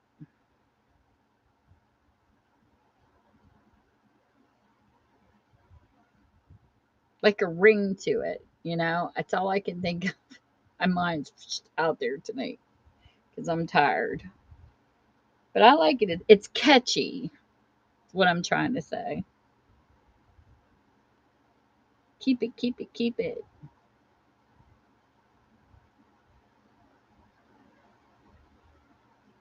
Oh, I gotta follow you. Hold on. Ugh, it takes some work, let me tell you. Got a new follower. So if you need any tricks that I was blessed very much so. I was actually a purchaser on here for over a year before a buyer. That's why it's so weird. I never even get to celebrate my 1K yet. Celebration. I'm going to celebrate my 1K when I reach my 2K because I was a buyer and got to my 1K. So now that I'm a seller, I can celebrate both. But when you become a seller on here, there's a couple tricks that I didn't even understand at first. Um, when you have your first show, there's a lot of people on here that'll do weight listings, like, so much weight to so much weight, and they sell like that. I prefer not to do that, even though now they have video receipts, which is good because when I started, they didn't have video receipts. Like you had to print screen everything you sold. Welcome back, naughty one. And when you do a show and you make a listings, like how I have a bunch, if you look in my little shop, wait a minute, let me show you my phone. If you pull up my shop and you go into my buy it now, you'll see 1,044 listings. I uploaded all these pictures and I keep these pictures on my phone because knowing the web as long as I've been on here, because I've been on here for a long time. Have you ever noticed when you're on Facebook and stuff and you go to hit, certain pictures to share, after so many shares, they disappear. Used to be back in the day, because I started back in 2001, you would get this little red X because the picture's no longer there. But since I store them on my phone, mine should never fade. If I delete them off my phone, then it probably would after so many shares. But on a computer, which I don't see on my phone because I have an Android, I'm not iPhone. How I'm on here live is I have a cam up here hanging above me, like in a clip. It's a Logitech pointing down. And it's good and bad because it's good that I can hold everything steady and I don't have to worry about having a top heavy tripod and falling everywhere. But on my YouTube channel, it comes up and down instead of straight across, which I like a full screen and not a partial. But when you're on a laptop or a computer, you can actually go into where your shows are stored. I hope this helps you if you're interested in this information. Trash. When you go to do your next show, say you have like 1,000 posts in your store, you don't have to keep uploading them.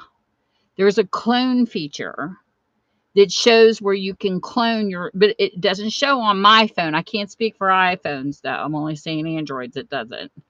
You go on your computer and over in that section, you can clone everything from your last show to your new show. And then you don't have to worry about relisting 1,000 items. You know what I mean? It all clones over. It's really cool because you can be on your phone and watch it load. It's flipping cool. And shh, don't tell anybody. I'm certified in computers, but I don't tell people because they always ask me too much information. But I'll tell you what I know. And I do love to teach people how to do things because that's just me. So anyways, I don't like tripods because they're top heavy. I never did like tripods. Seriously. I don't. Q, you be quiet. So anyways, once you clone, they're already there, like I said, so you can keep cloning. But what I couldn't understand, I was in this lady's show one time, and you feel like an idiot sometimes when you open your mouth and insert your foot. She kept wondering why she wasn't having any sales, and I looked in her store. I said, "Well, you only got like 5 things listed." She goes, "No, I have like over 1,000 in the marketplace." I'm like, "What are you talking about, the marketplace?" I thought this was the marketplace. When you go into the store, you have your auction, and then here's your buy it nows. Well, I didn't know this feature.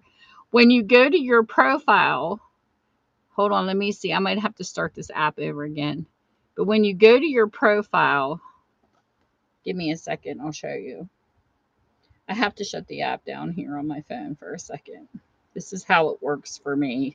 It's a pain in the butt. I like showing so that you see what I'm talking about. Get down to the whatnot part. I'm going to close it. I got to force stop it. Okay. So you come back to the whatnot main page, and I'm going to take you to my profile. Maybe, if it cooperates. Quit giving me links I don't want to look at. Okay. So when you look at somebody's page, you will see shop, shows and review. I didn't know that things showed up here after you're not live, but this is the thing. Before, like when you have your first show and you clone everything, what happens on an Android is everything that I had in auction is going to be back under auction again. And then everything that's under the store is going to go into the store part. So you have to go in one at a time and put it into your store. Well, when you do that, I don't know if it's going to let me show you this, but I'm going to try. I don't think it's going to do it because I'm live. When you do this, you click in. Let me go to something that's not live, if it'll let me. Okay, we'll go under all. It's all going to show live. But anyways, this is what happens. When you go in to set and edit your listing, it's going to let you edit. You hit your edit and you scroll down. See how it says buy it now in auction. Make sure you put it in your buy it now after you go back and take all your auction items and put in your buy it now. But this is what I didn't know.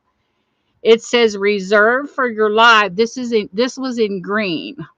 So what this means is your items are only showing when you're live.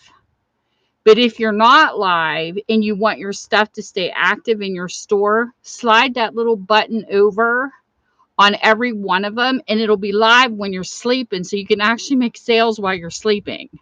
I didn't know this feature was in Whatnot until because I kept wondering why nobody was purchasing, because I came from another platform. I sold on Etsy, so people could shop at any time. Well, Whatnot has that. I guess people that work and maybe they don't pay attention every day, they have that feature to reserve just when you're live, or you can, yeah. So now it's set up in my store where when I clone it over, I set everything to stay live. So that way my sales, I remember sitting out, I was at a restaurant, my phone was blowing. I was like, what the heck? And I happened to look down and some girl came into my shop, and I mean, over 20 books. She's poof, poof, poof, wanted to purchasing, and it was blowing up my phone. And that's why, because now I can sell while I'm not here. So that was very good to learn, because Whatnot's always updating, and they they try to make it easier for the sellers, but sometimes technology, every time it updates, it kind of confuses us too, because we're used to one way and we go to do something and then it's changed. It's like, what? Like tonight, I can't. You used to be able to click on a person's name, say I wanted you to be a moderator for my show. I used to be able to click right on your name. For some reason it's not doing it, and I could make you a moderator in my live stream. There it is. See how it says invite to co-host? This wasn't showing earlier. I had the option to message, view, or block. Now it's giving me allow to moderate. So I can click moderator. I moderated you. So when you type, the mod will show up. Etsy is actually easy. It's really not that hard. Etsy, you can upload everything. It's like every platform is basically set up the same way.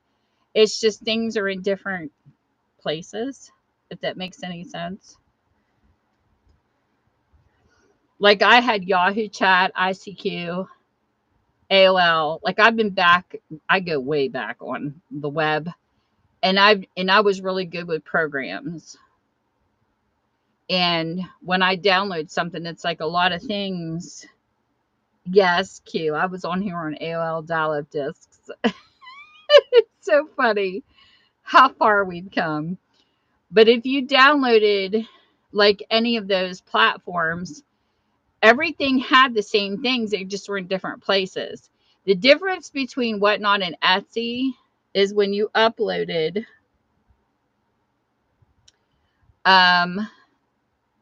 you have to pay 20 cents an item, and you have to not only put the weight in, you have to put the dimensions in. But I liked Etsy that if a person, like say a person paid too much for shipping, I could reimburse them without having Etsy do it for me. I'm not used to that with Whatnot. Whatnot, everything has to go through them. If something happens and, mail's messed up or whatever, they have to, the person has to contact Whatnot to get their reimbursements and things like that. I was able to do all that on Etsy. The only thing I didn't like about Etsy was you had to pay 20 cents an item to post it, and you hadn't even sold it. Where on Whatnot, they take everything out at once. You don't have to, everything's free until it sells.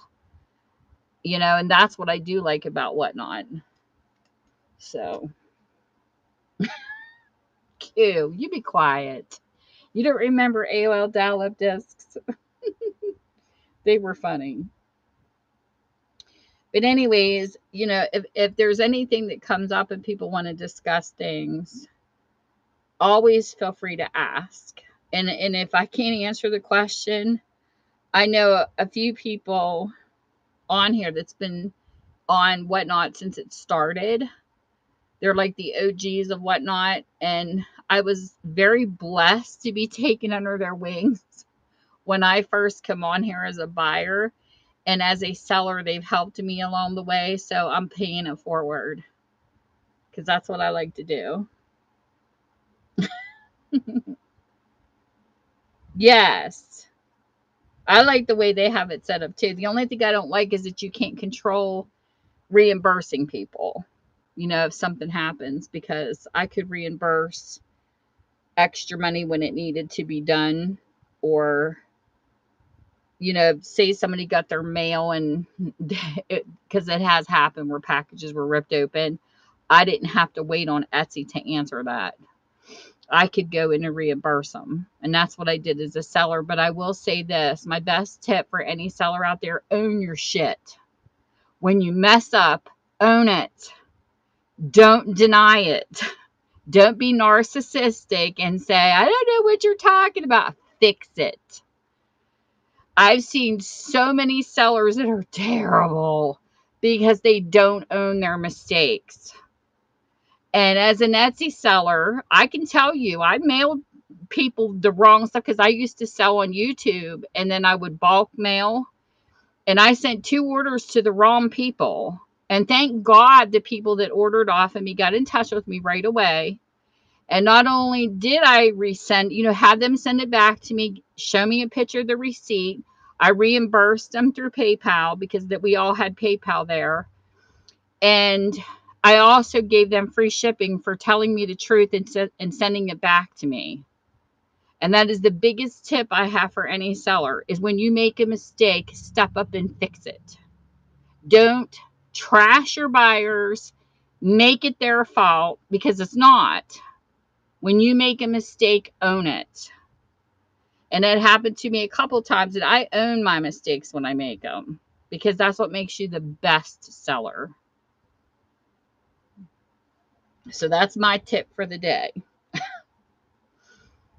But stuff happens. Yes, that's right, Q. You own it. But it's great when you have good customers too. You don't got to run to Reddit and trash people. You should be able to go to the seller and say, hey, Reddit's terrible with Whatnot. Oh, they're always ripping Whatnotters apart. If anytime I type in something about Whatnot, Reddit people come up in my search engine. It's like, what the heck? I'm not even on Reddit, and I see their stuff. But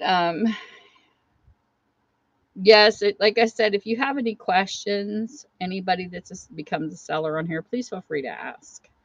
And like I said, if I don't know the answer, I will find somebody who does. Because I've got some really good friends on here. They've been really good to me. And I hope it helps. And I do have 3 more books to finish. So, Q, sit there and listen to me read. He keeps leaving. Okay, these are the Straits of Hell. That's what I feel like sometimes.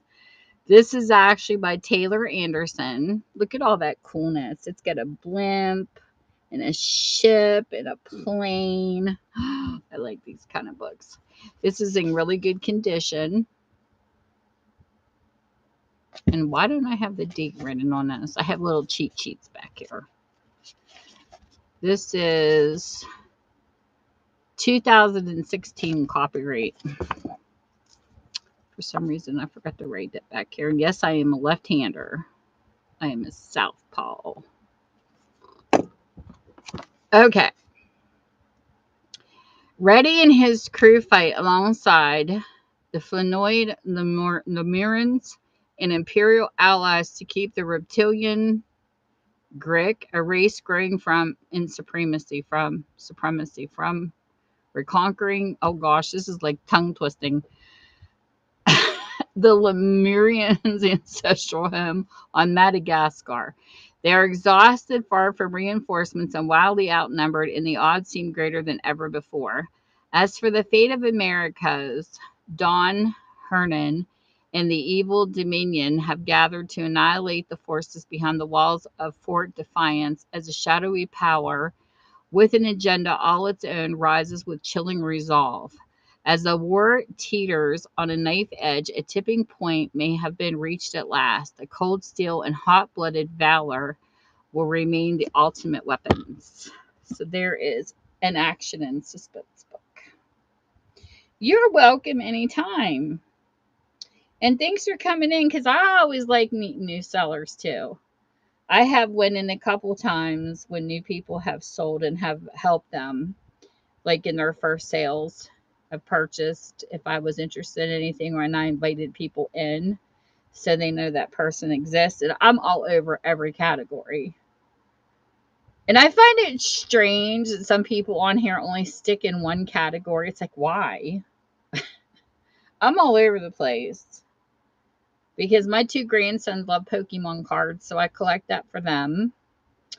I know a lot of people in luxe, like designer purses, Louis Vuitton, and all that kind of stuff. I love my ephemera paper, people. I am a paper girl all the way. And one of my creations is sitting right here. I'll show it to you. This is what I like to do. This took me a year, but I had a book come in that was falling apart, and I turned it into a journal. These are what you call signatures. They're pretty much like folded papers, a coffee day papers. I do all kinds of stuff. And I created this. I love this. The lace and charms is in the front. One of the items in here is from a dress I found at the Goodwill. But I have an art program. I've been playing online in animation since like 2008. And so I run this through my art program. These pictures were from Pinterest. So this has probably got some copyrighted stuff in it. That's why this will never be for sale. This was just to see how far I could push my mind into creating something. And I wanted to do texture. I had never played with texture until this one. And I had never played with hardware. So it's the pieces that took forever to get. But I ran this through my art program and added these parts. And some of the things in this is Etsy. Like I think this was from Tracy Fox. She's a YouTuber, but she's also a creator. They do digitals. They create digitals and they sell them on Etsy. And then this was lace. This was part of a digital. This was part of a digital. I can't get a hold of this digital anymore. Like I have it saved on an external hard drive, but the girl that created these, she doesn't release this one anymore off her Etsy store because I try to share that stuff if people are interested. Then this is cheesecloth on a black tag. But I created a goth. I don't know why I picked goth theme, but I romanticized it. Like I didn't do the skulls and the dark side of goth. I wanted the romantic side. This was off of a dress I got from the Goodwill, and some of it is from, you ever been into a Halloween shop where they have like the real long sleeves? I cut them up. And then this is more stuff I found. I print a lot. This here's tracing paper because I like squishy. And then I put the ravens in. This I wanted to make dimensional So I took this part and made it come up. This is like string and ribbons. And then this is another piece in a pocket. I had so much fun creating this though. This is I have the CSI girl in here. Isn't she cute? That's probably cooperated. But I don't care because this is mine. This just sits here for me to look at and like, where did this come from? My brain, where? I don't know. But the hardest part and the longest, I love these pictures. A lot of these came from Pinterest. Look how beautiful that is. I love art. Always have. And then Amy, a girl I know, she uses Rit dye to create these pages. I bought these off of her Etsy. And then this is a stenciling. And I played with this kind of stuff. It's like a mousse. I have all kinds of stuff over here. I don't want to pull it all out because it'll take me all day to go through this. But one of the parts I had a hard time with was the hardware. Let me get to this part. So I printed doors and I used an X-Acto knife to cut this. And I wanted secret messages hidden. These were actually Gothic poems I found on Pinterest to add in behind the doors. And I went down a rabbit hole of, oh my gosh, what am I going to use for the hardware? So I was like, I was in Lowe's looking for drawer pulls, stuff for jewelry boxes. This is actually nose rings, which is really cool for hardware. This was just so much fun. But I'm used to animations. So like we had a lady one time do an animation where she took my daughter's picture and she had like this greenery scene around it and the door literally slid open and my daughter's picture, so it was all animated in a picture. So because you can't bring animation offline, I was trying to think of what was close enough, to make this book dimensional because I couldn't do animation. So then these are the signatures and I have punches for the butterflies. This here is stickles. Love playing with different types of art. And I just put everything in this book. Everything that I have learned so far is here. This was a lot of fun. I mean, even though it took a while, this is lace. I like playing with all kinds of different laces. And then this here, a lot of people are like, why do people like playing cards? That's a playing card. I bought the Hallmark envelope and stuff at Walmart, and I added this to the bottom, and this is a playing card turned around for decoration. And I thought it was suitable for this particular journal. And then these are all stencils. And playing with Nuvo mousses is what they're called. And was just fun. These are my swan cutouts. And then more. In each signature, you just add what you want. And then I had it done in my biggest fear because this is the first time I ever did a hidden signature. This is a signature that's not hidden. That means you can see where I sewed into the book. This is one of my glue books. One of my dangles. This one here being hidden, I was worried about the weight. Because when you do a hidden signature, it's like into like a piece of cardboard and then glued. Thank you. And they did fall out. I even used, this is the other card for the other set. I used Gorilla Glue to hold it in and it wouldn't hold. So what I had to end up doing was taking a needle and thread and I sewed this part and the bottom part to hold the signatures in because they were too heavy. Because I like a lot of pages in mine. See how pretty? And then this here is eyelash trim. I like the fuzzy.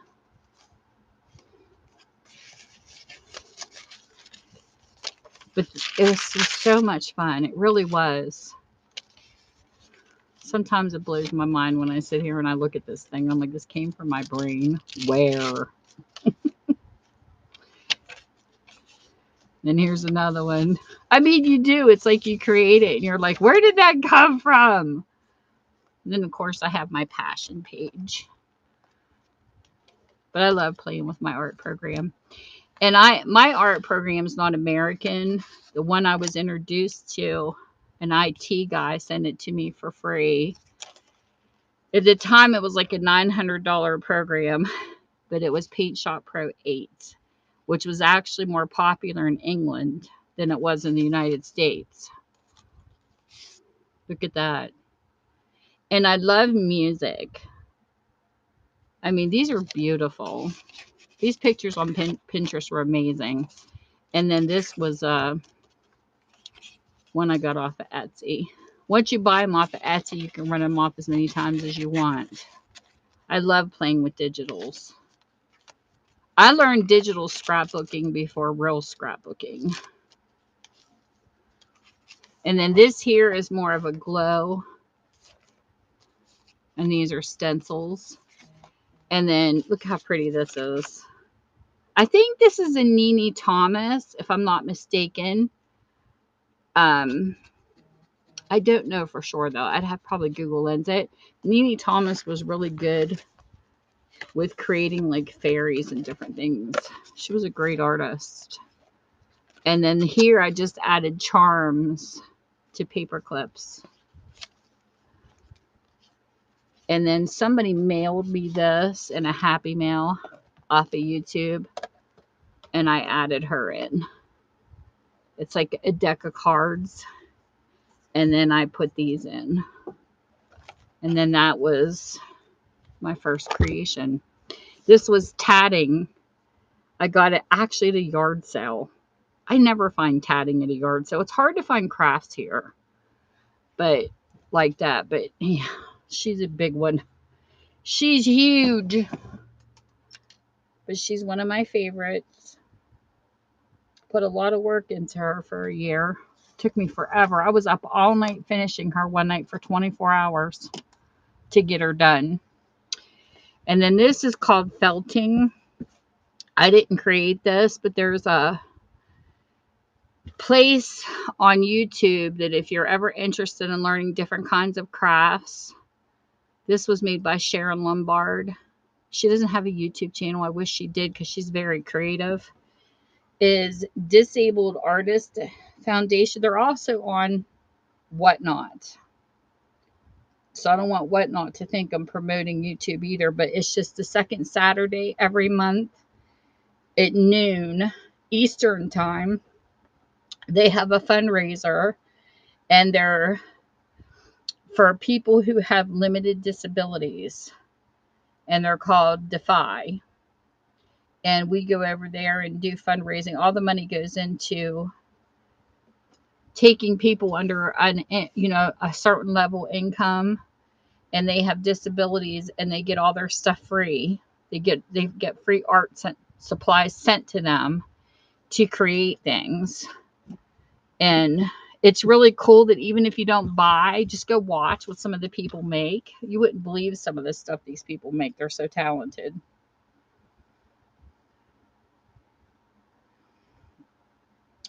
And the website is disabledartist.org. So you can see that they're real people. I think I have one of their business cards here. Yes, right here. Carehart. Disabled Artists Foundation. You can go to .org and look it up. That's their logo. Defy.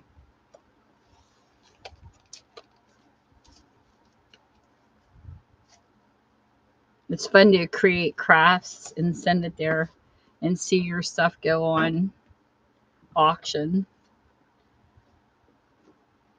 They have a lot of really good people too. So, anyways, the next one I have, and the last book I have, or no, I got one more before the last one. This one's called Prime. It's actually a bigger book by Jeremy Robinson. I welcome in people who are coming in. Hey, Ty. Hey, on YouTube. I like my YouTube people too. Ty's got a good channel on YouTube too. She's really growing fast. I miss modding for her. I haven't seen her live in a while. She's up to what, 200,000? Probably past that by now. She's got a really good channel on YouTube. Okay, so this is in really good condition. It's like almost like new. It's so good. And this is a 2013 by Jeremy Robbins with Sean Ellis.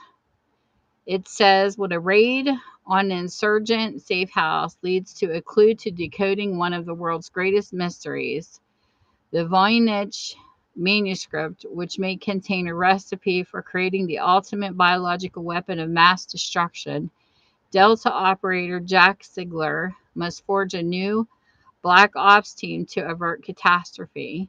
While bullets fly, he recruits a group of deadly warriors with dangerous secrets, assigning each member a chess piece call sign and dubbing them Chess Team. But nothing is what it seems, and no one can be trusted. As the search for the truth about the manuscript moves across Asia into the darkest reaches of human history, Chess Team must battle enemies beyond comprehension, nightmare creatures of myth, and perverse creations of science to preserve a secret as old as life itself.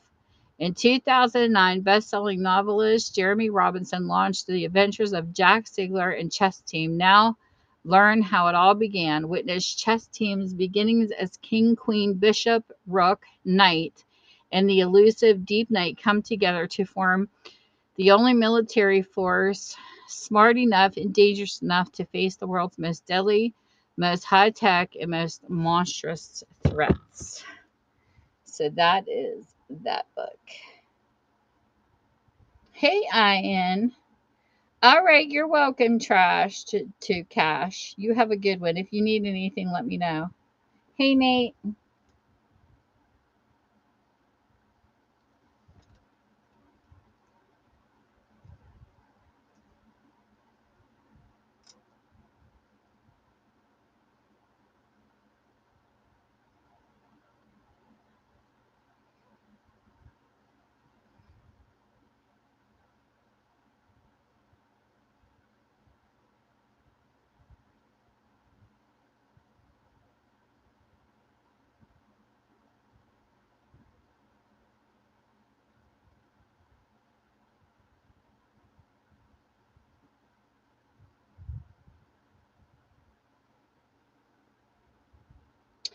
And then next, hey, YX.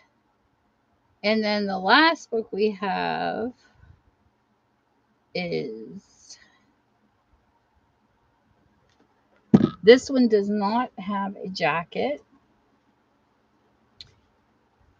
It's got a cute symbol on the front though. And it is called An Expensive Place to Die by Len Dighton. It's in pretty good condition for 1967. And it says, a clinic on Paris Avenue, each designed to cater lavishly for multiple perversions, staffed by a group of sexually, intellectually high-powered girls and equipped with devices ranging from Iron Maiden to psychedelic truth drugs. That's The set up operated by the enigmatic Monsieur Daft. So, all kinds of crime in this one. I'm going to start the auction. And hello, no one. I don't know why that happened. What's this say?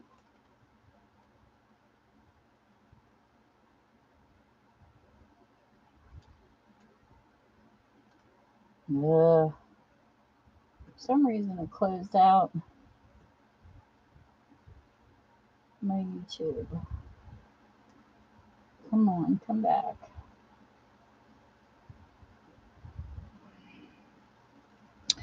Hey, like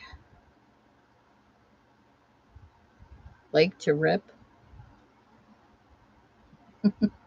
You guys kill me with your IDs. Hey, Web.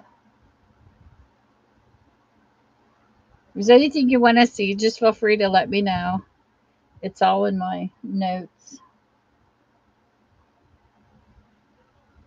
I was trying to send Hot Ty a hug and it jumped. It killed me over here. Okay.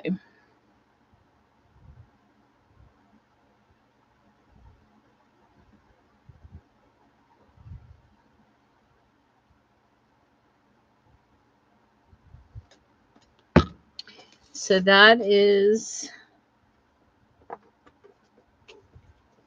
my action and suspense books.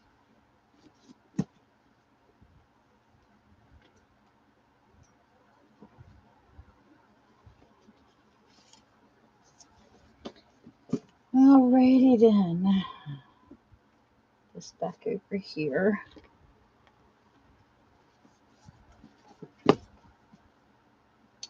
And this over here.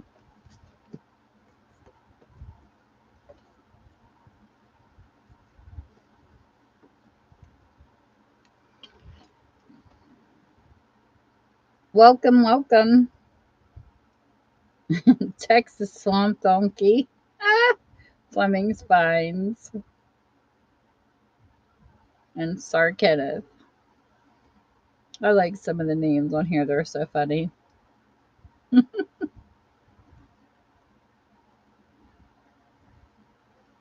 Texas Swamp Donkey's cute. That name has to have a reason. It has to have a purpose. I gotta find out the why. Hey, John.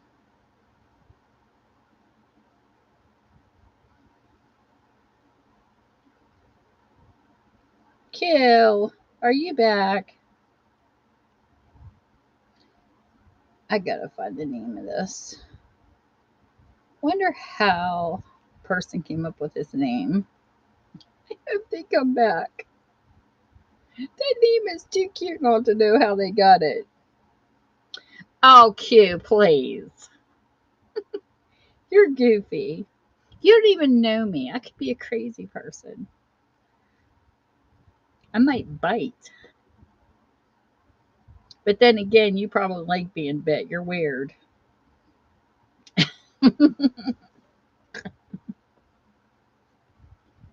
Nibble. You're so funny.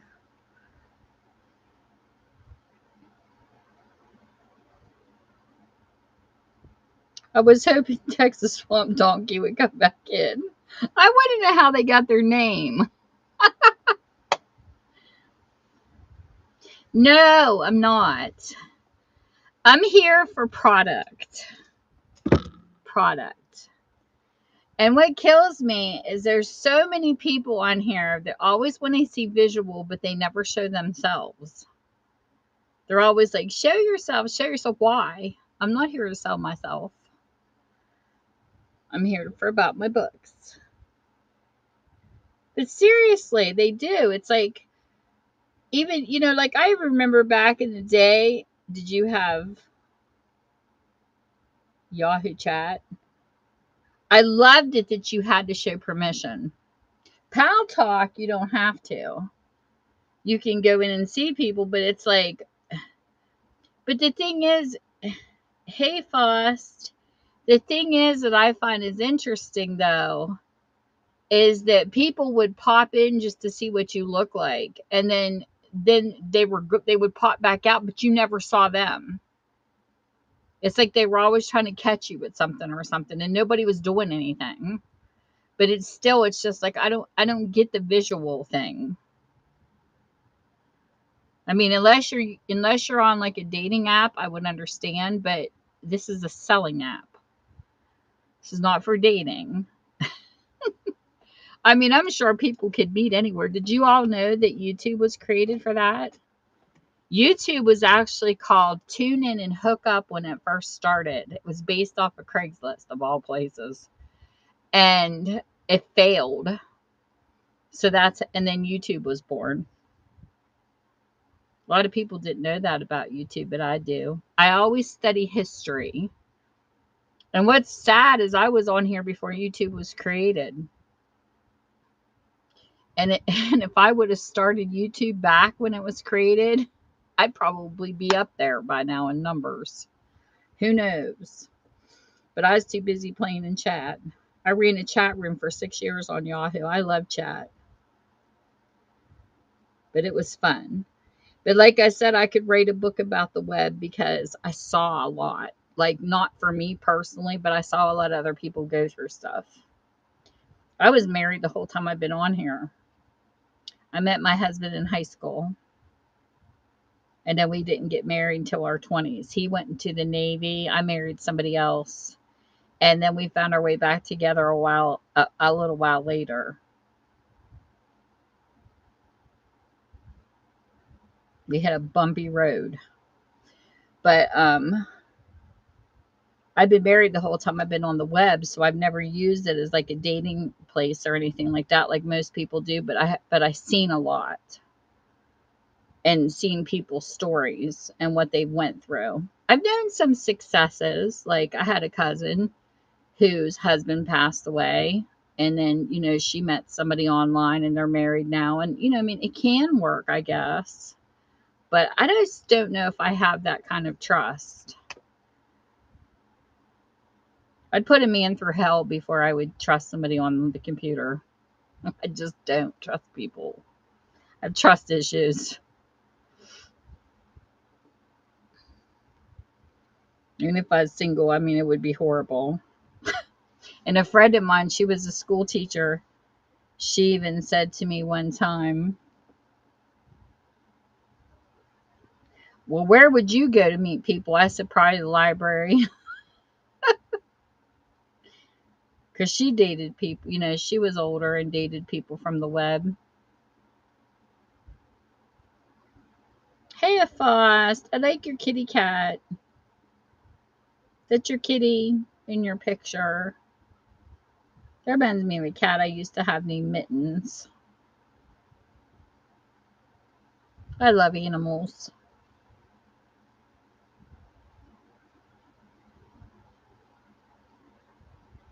I was so blessed to have two cats for 21 and 22 years.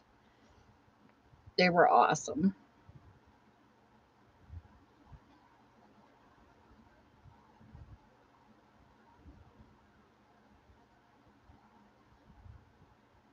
Were you ever in here when I showed the memory book? Can you hear me, Fost?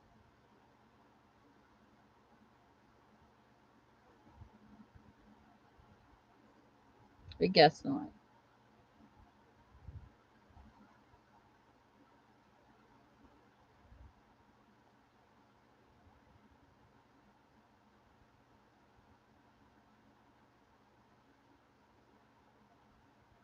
I want to raid somebody, but I need people in here to do a raid. Let me find this book. I'm going to run it.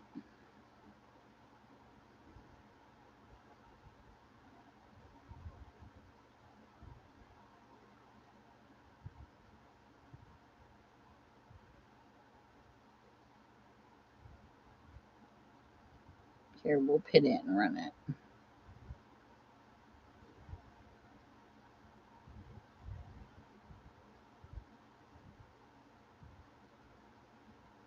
Q, are you still in here?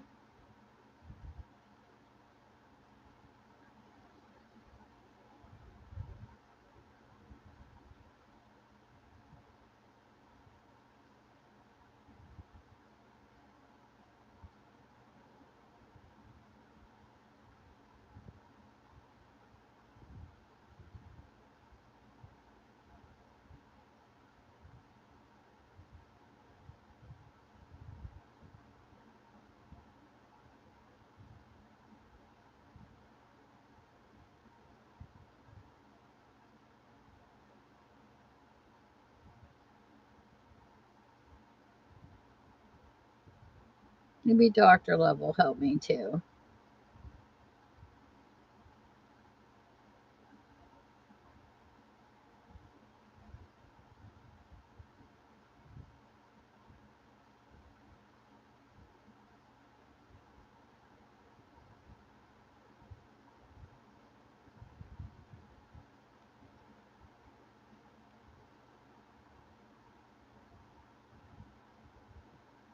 Who else is on? Everybody's sleeping.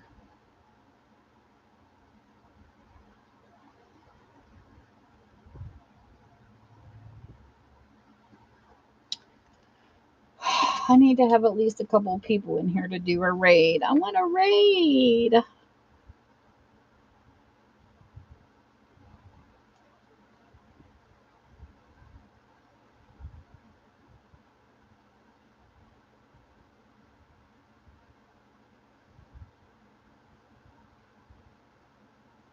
He books, bricks, and kicks. Welcome in.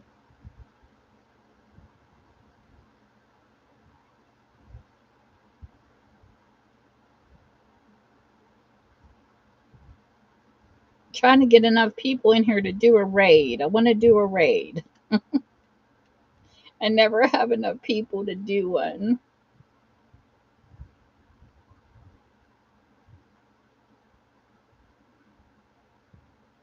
Welcome, welcome.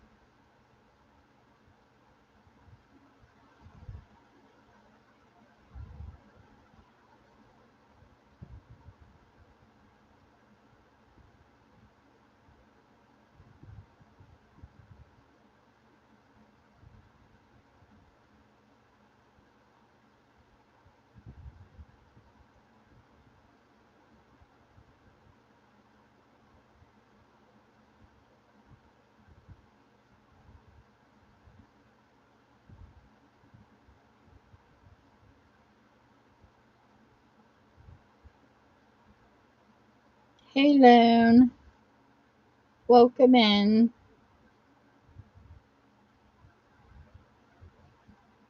Yes, I have religious books in my buy it now. Is there anything particular you're looking for? You're quite welcome.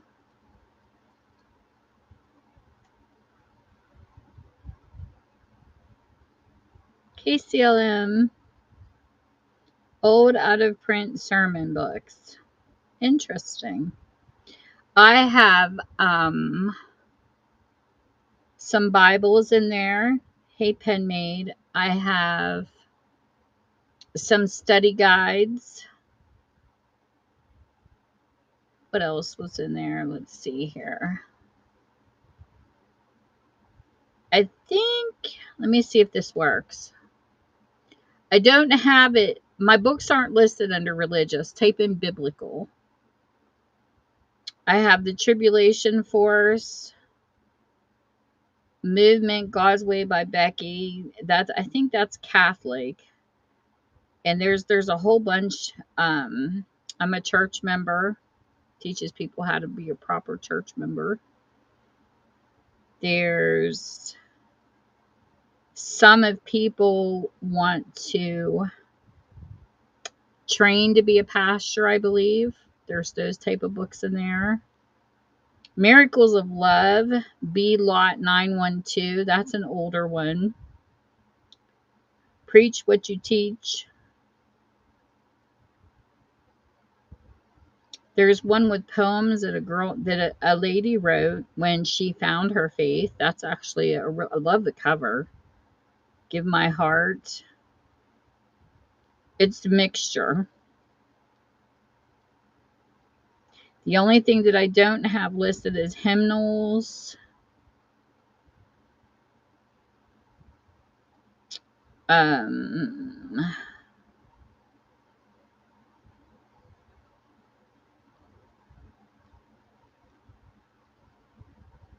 and then there's a set of 2 books under spiritual aerobics. I put those together and I told it in a video. The reason why I put them together was because one was older and one was more updated, and they're kind of like study guides. And I don't know why it's not showing the second picture, but there is 2 of them in there. Whatnot's been glitching terribly.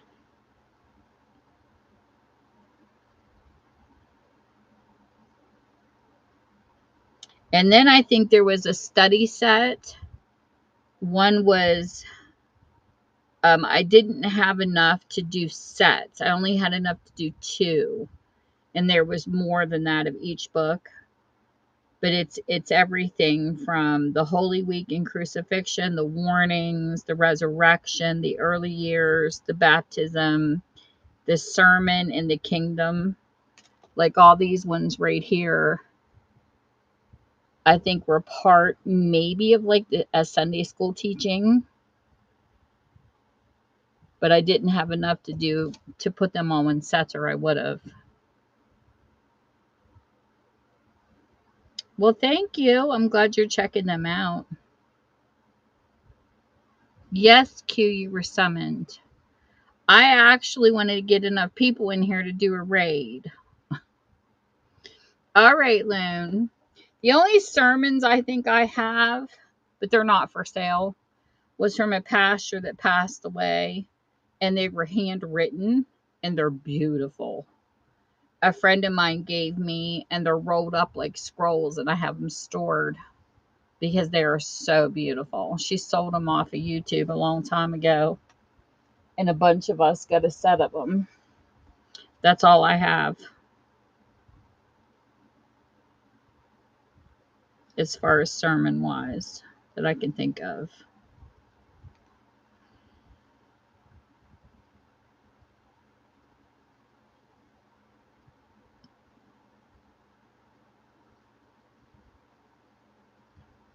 Hey, ASTZ.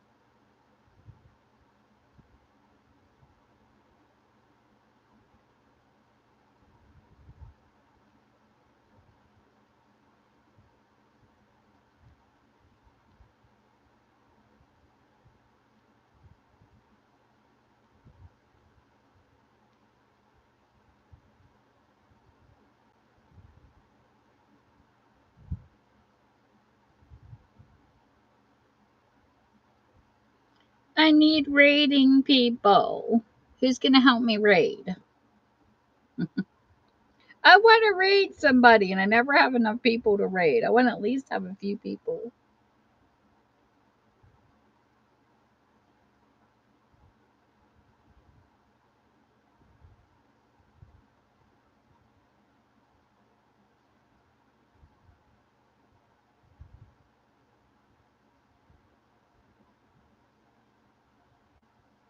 Who is even on? To raid.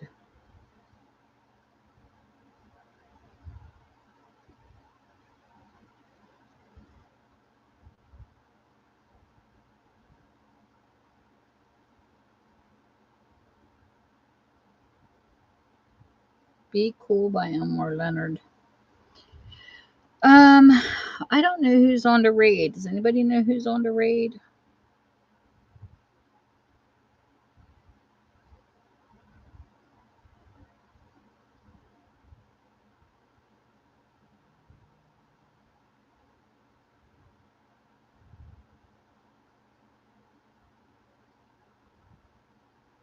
Let's see.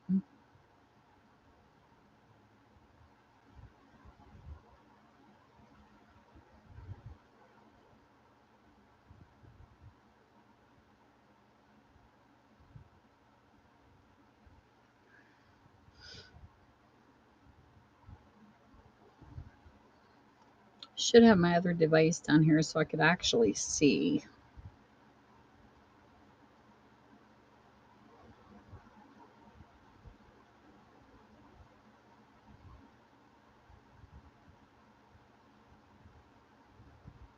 Who's still in here with me? I see two people.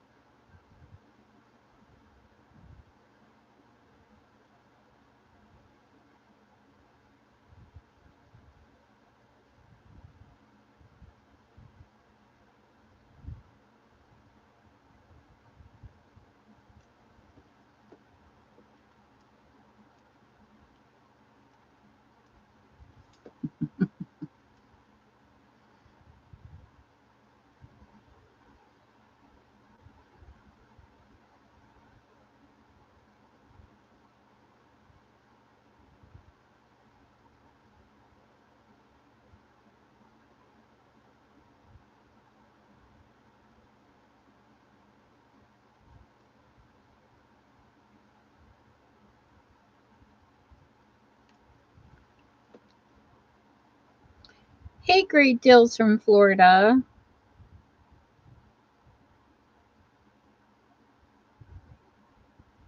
Does anybody see anybody live that's on that could be rated? I want to raid somebody.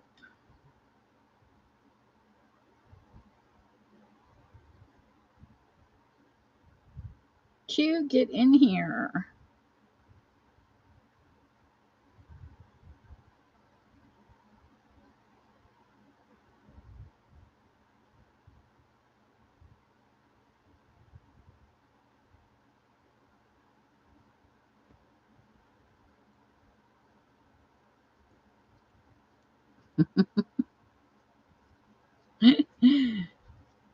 Hurry up.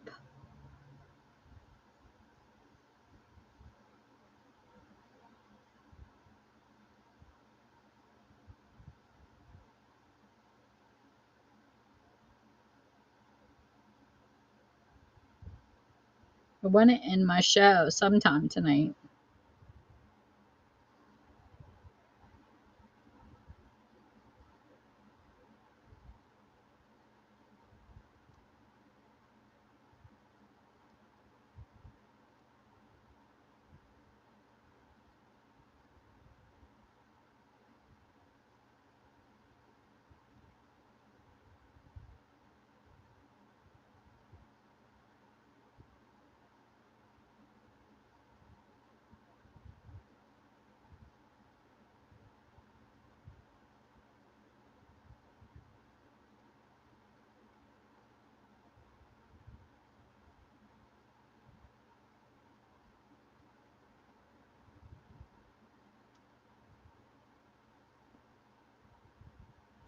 Well, hello there, C.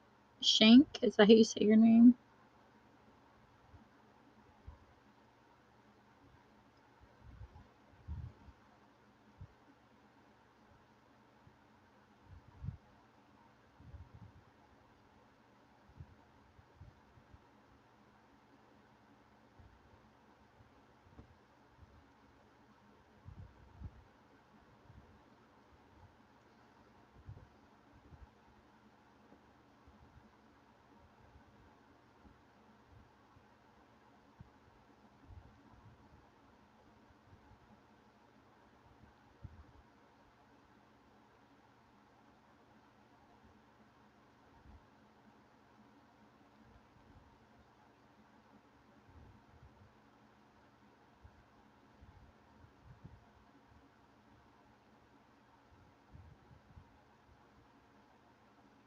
Hey, fucking gems.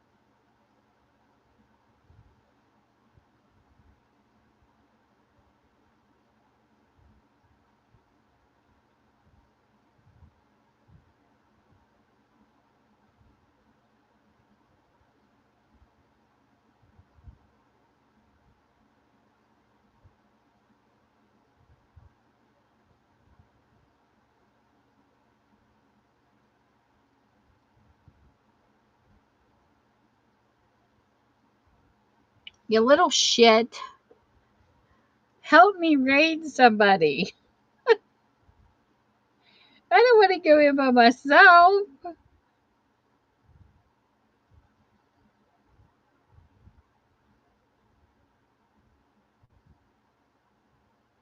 Kill. I can't look to see who's on because I don't have my iPad down here. Rarity Estates.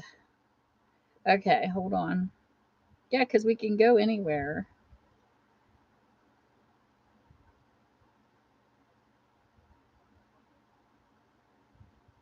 Is it Rarity Estate Finds?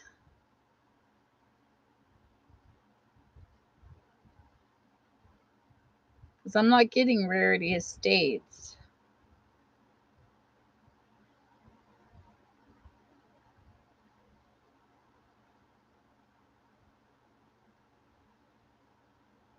I'm literally getting Rarity Estate Finds. Is that who it is?